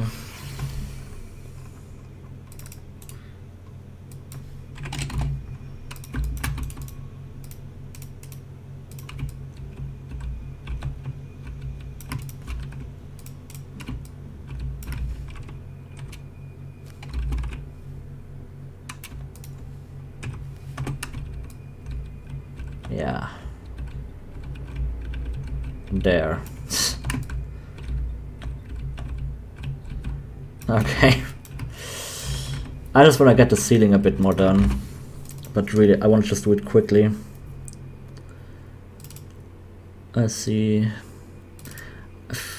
Is this one bigger or smaller? One of them is bigger, I swear. Okay, this one is bigger. It's a bit too big, it seems.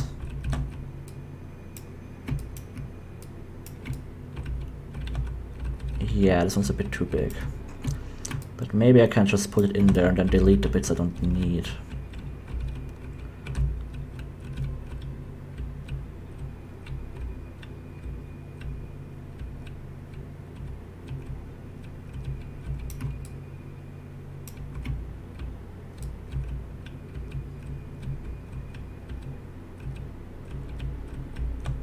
Okay, I'm just gonna collapse this instance.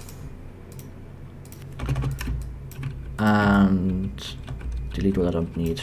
Or maybe even just modify it so it's like drooping down here. Like that, you know.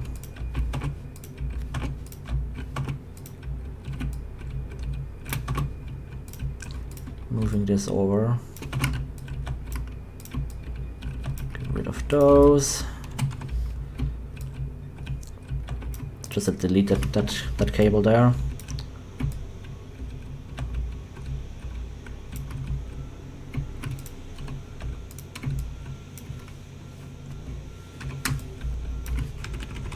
Move those tiles.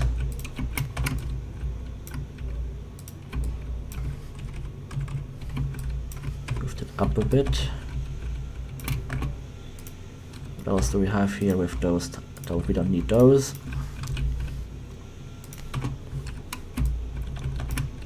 That one's not necessary either. Okay, that's all that gone.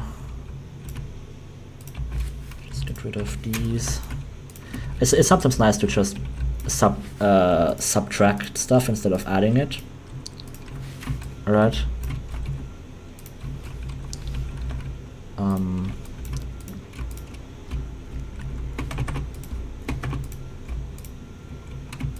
Yeah, Phantom Freddy, maybe less backseat mapping, just as a suggestion, you know. I'm fine with getting suggestions, but you could also work on your map.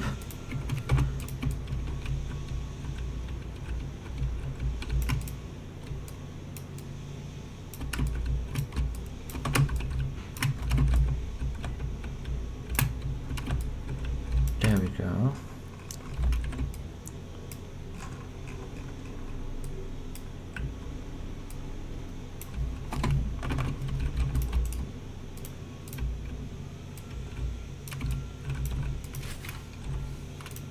I'm just gonna try to make the edge here not look too straight.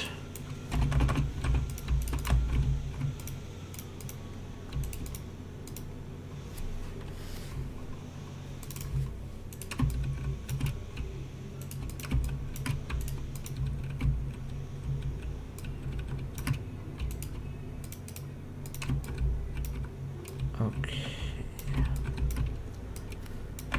That's that.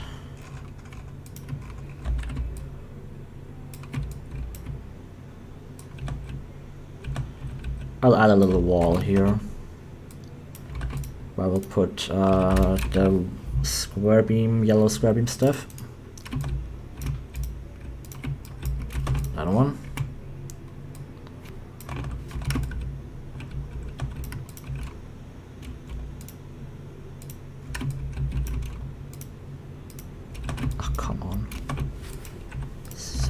right now.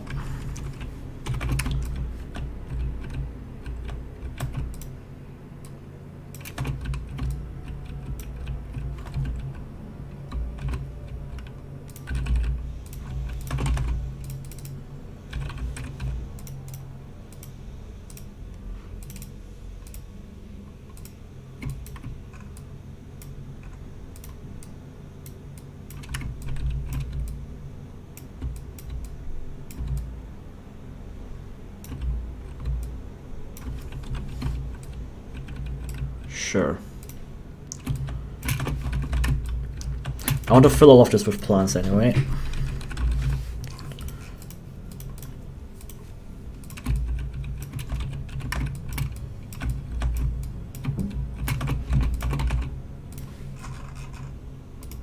Some loops.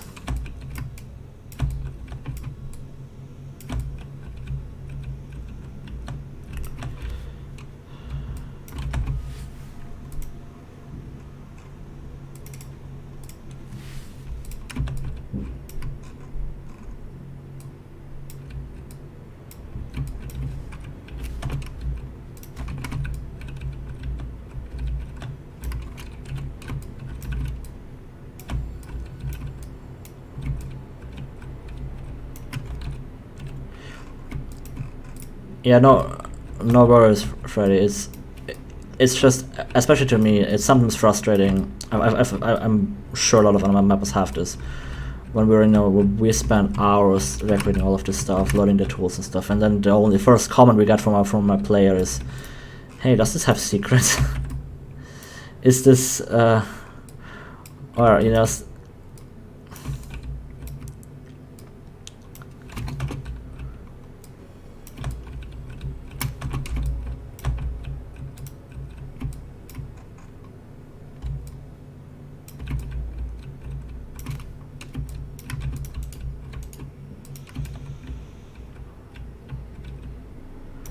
I want this texture.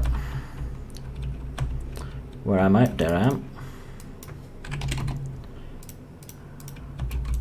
I'm not gonna bother rotating that. No.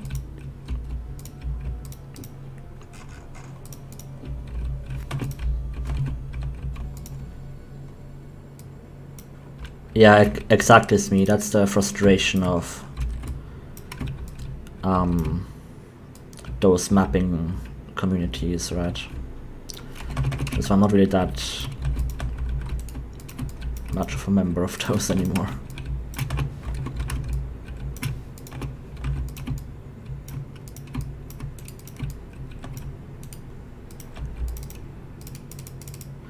Especially because those mappers only look for things that they care about, and don't really know what players care about. Because a player doesn't care about that. A player cares about the gameplay. The decorations are fun, but you don't need to overthink them.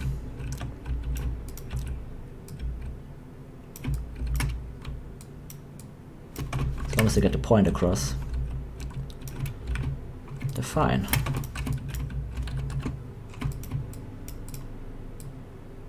And the point here is, it's insanely overgrown. A lot of plants everywhere.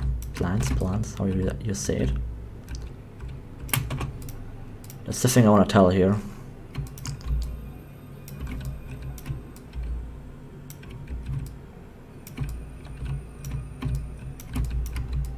That's why I'm just pasting all of these props all over the place.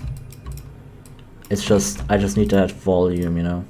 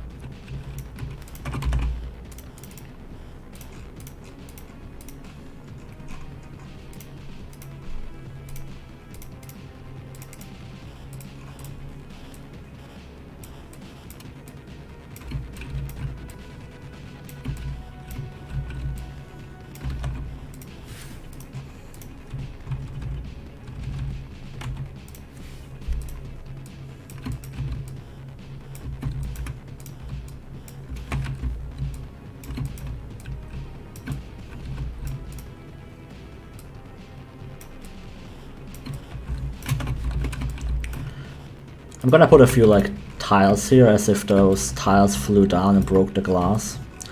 Kind of a bit of like visual. It's not really storytelling, it's telling the story of the room, but yeah. Just some small details. And then I can just copy paste this tile all over the place, which is also good.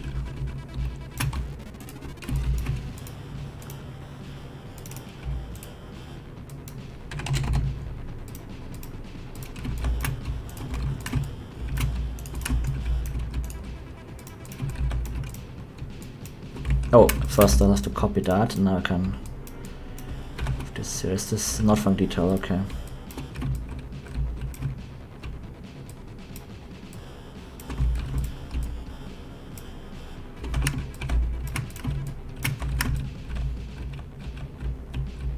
Now I can just put these places.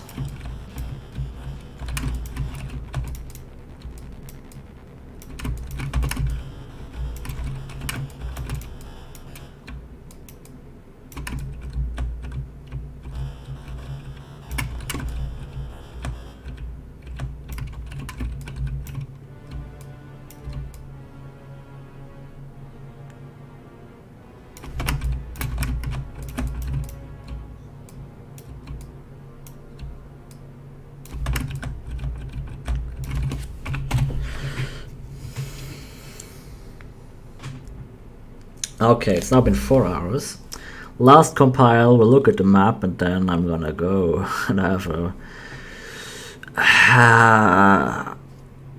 a bath, maybe a pizza.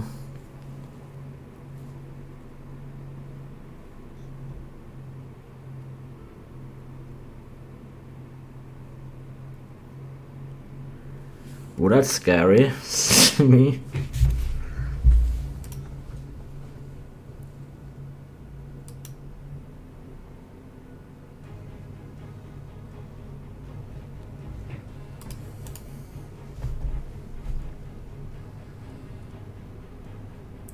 Yeah, small details do count, but you gotta put them where it's important, right?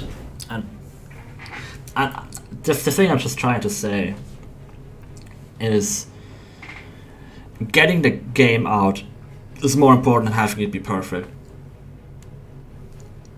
Because you can work on something for 15 years and have it be perfect, but it will never be actually perfect. It will never be finished. It will just be, you just release it. And when you release it, players will never know what you've been up about. You know why you're so. Oh, that little corner there doesn't have like 5 props there. It only has 1 prop. It's like, okay, who cares? No one even saw that corner.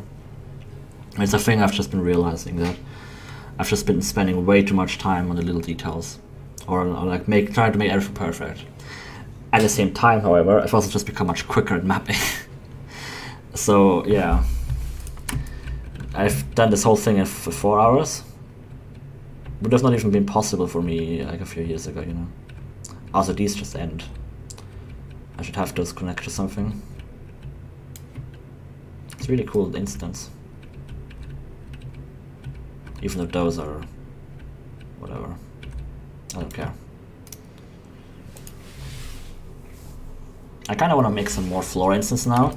Because we have a lot of stuff for walls and ceilings, but not really for floors.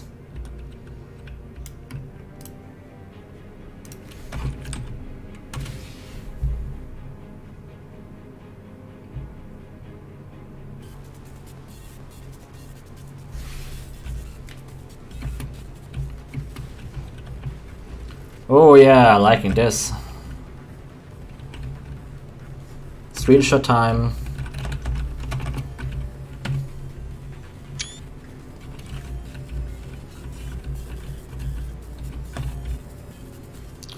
There we go. I think that's a pretty much almost, I mean, yeah. It's not, again, I wouldn't say it's done, but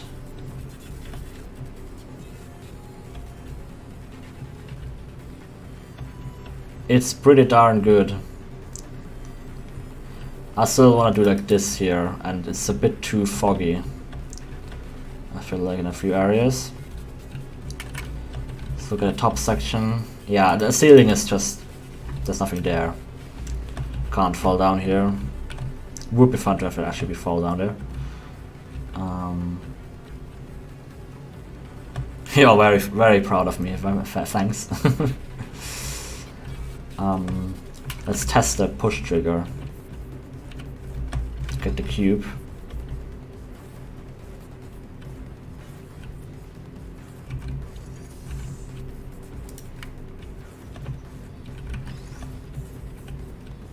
Oh yeah, and also remove that. See how that works. Yeah, it just pushes me away a bit. That's fine. Oh, there's no exit sign here. We gotta add the exit sign. Oh, let's use the dirty set. Exit sign, exit sign, exit sign. There we go. Cool. Well, thanks for everyone for joining stream. You know, this is our finished result now. After 4 hours, it would be nice to get past this. Save that.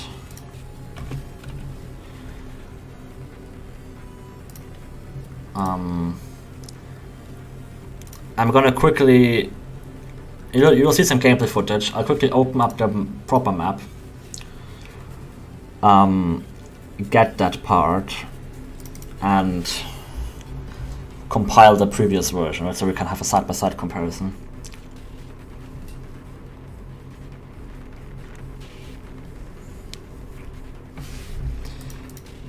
Okay.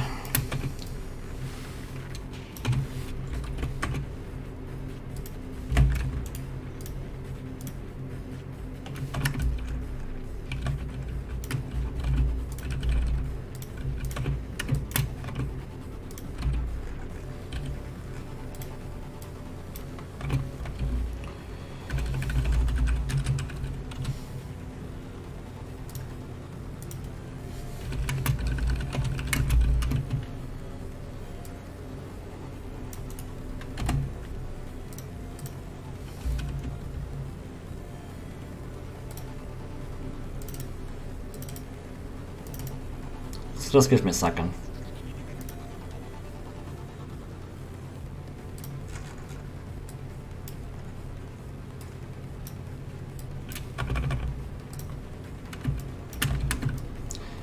Freddy, I can tell you why. It's a very difficult element to make puzzles with, because it's very rigid, it's stationary in the map. We use... I found that using them in conjunction with what? With gels is really fun.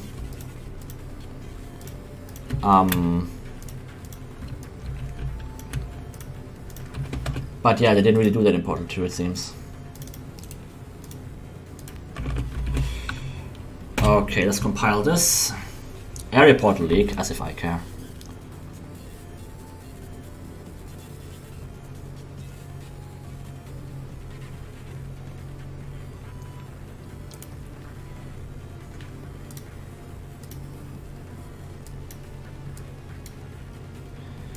Okay, so here's the stream map old. This is stream map, this is stream map old. There's nothing there. Okay. Stream map old. Really, gotta be annoying about it.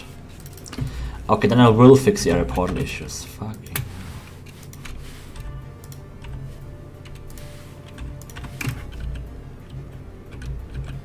Oh, that one, yeah, okay. Area portal leak. What is the area portal leak? Up there or what? Gone. Area portal leak. How many area portals do we have in this massive map? None. Or this one, yeah. Okay. I'll just replace it with the non-error portal version then.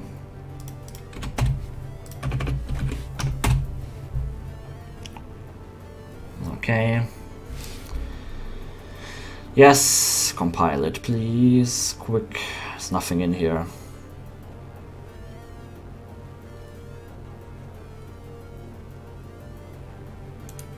Come on. Come on. And done.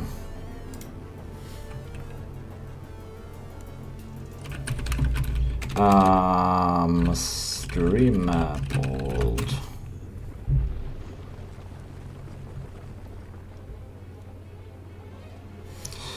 Okay, let's set pause. Quickly save that. Oh, it doesn't give me the right angle, but here it is. Here's the previous version.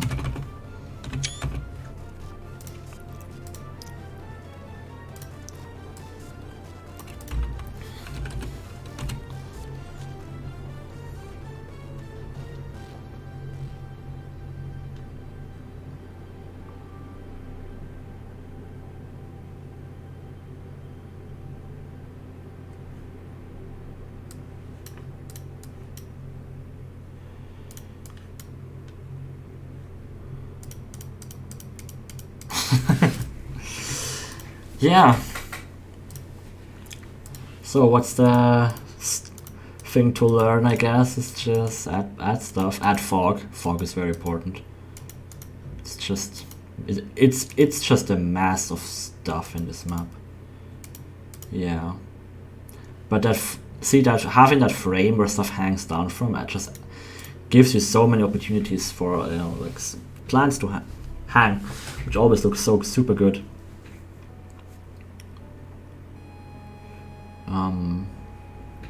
I played Mel, thought I want to make my own mod, and I started making my own mod. I had no idea how to do it, learned every step of the way, how to do everything, and yeah, it just grew from there because I'm like insanely motivated to work on this project.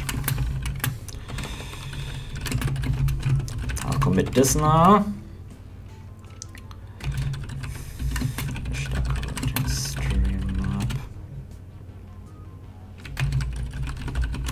Cool.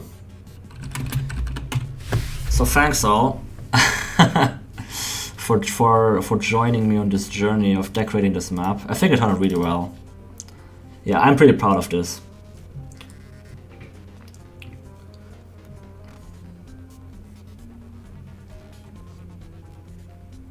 Yeah. Next thing I'll probably do is like is this back wall. The upper stuff, once you're up above it, just look at this, there's just nothing to look at. Maybe even do, like this glass is too see-through. I also want to get some more plants into this like middle area here. Of course, add that proper light in the other room. Maybe, I mean, it looks good right now as well. I want to add some more plants here in general. Just this should be really very overgrown. Like up, I can add some more up here, down there. This left wall is not very mossy. Although the fog looks really good, yes. But yeah, I'm super happy with how it's turning out. Wow. Well, see y'all. Bye.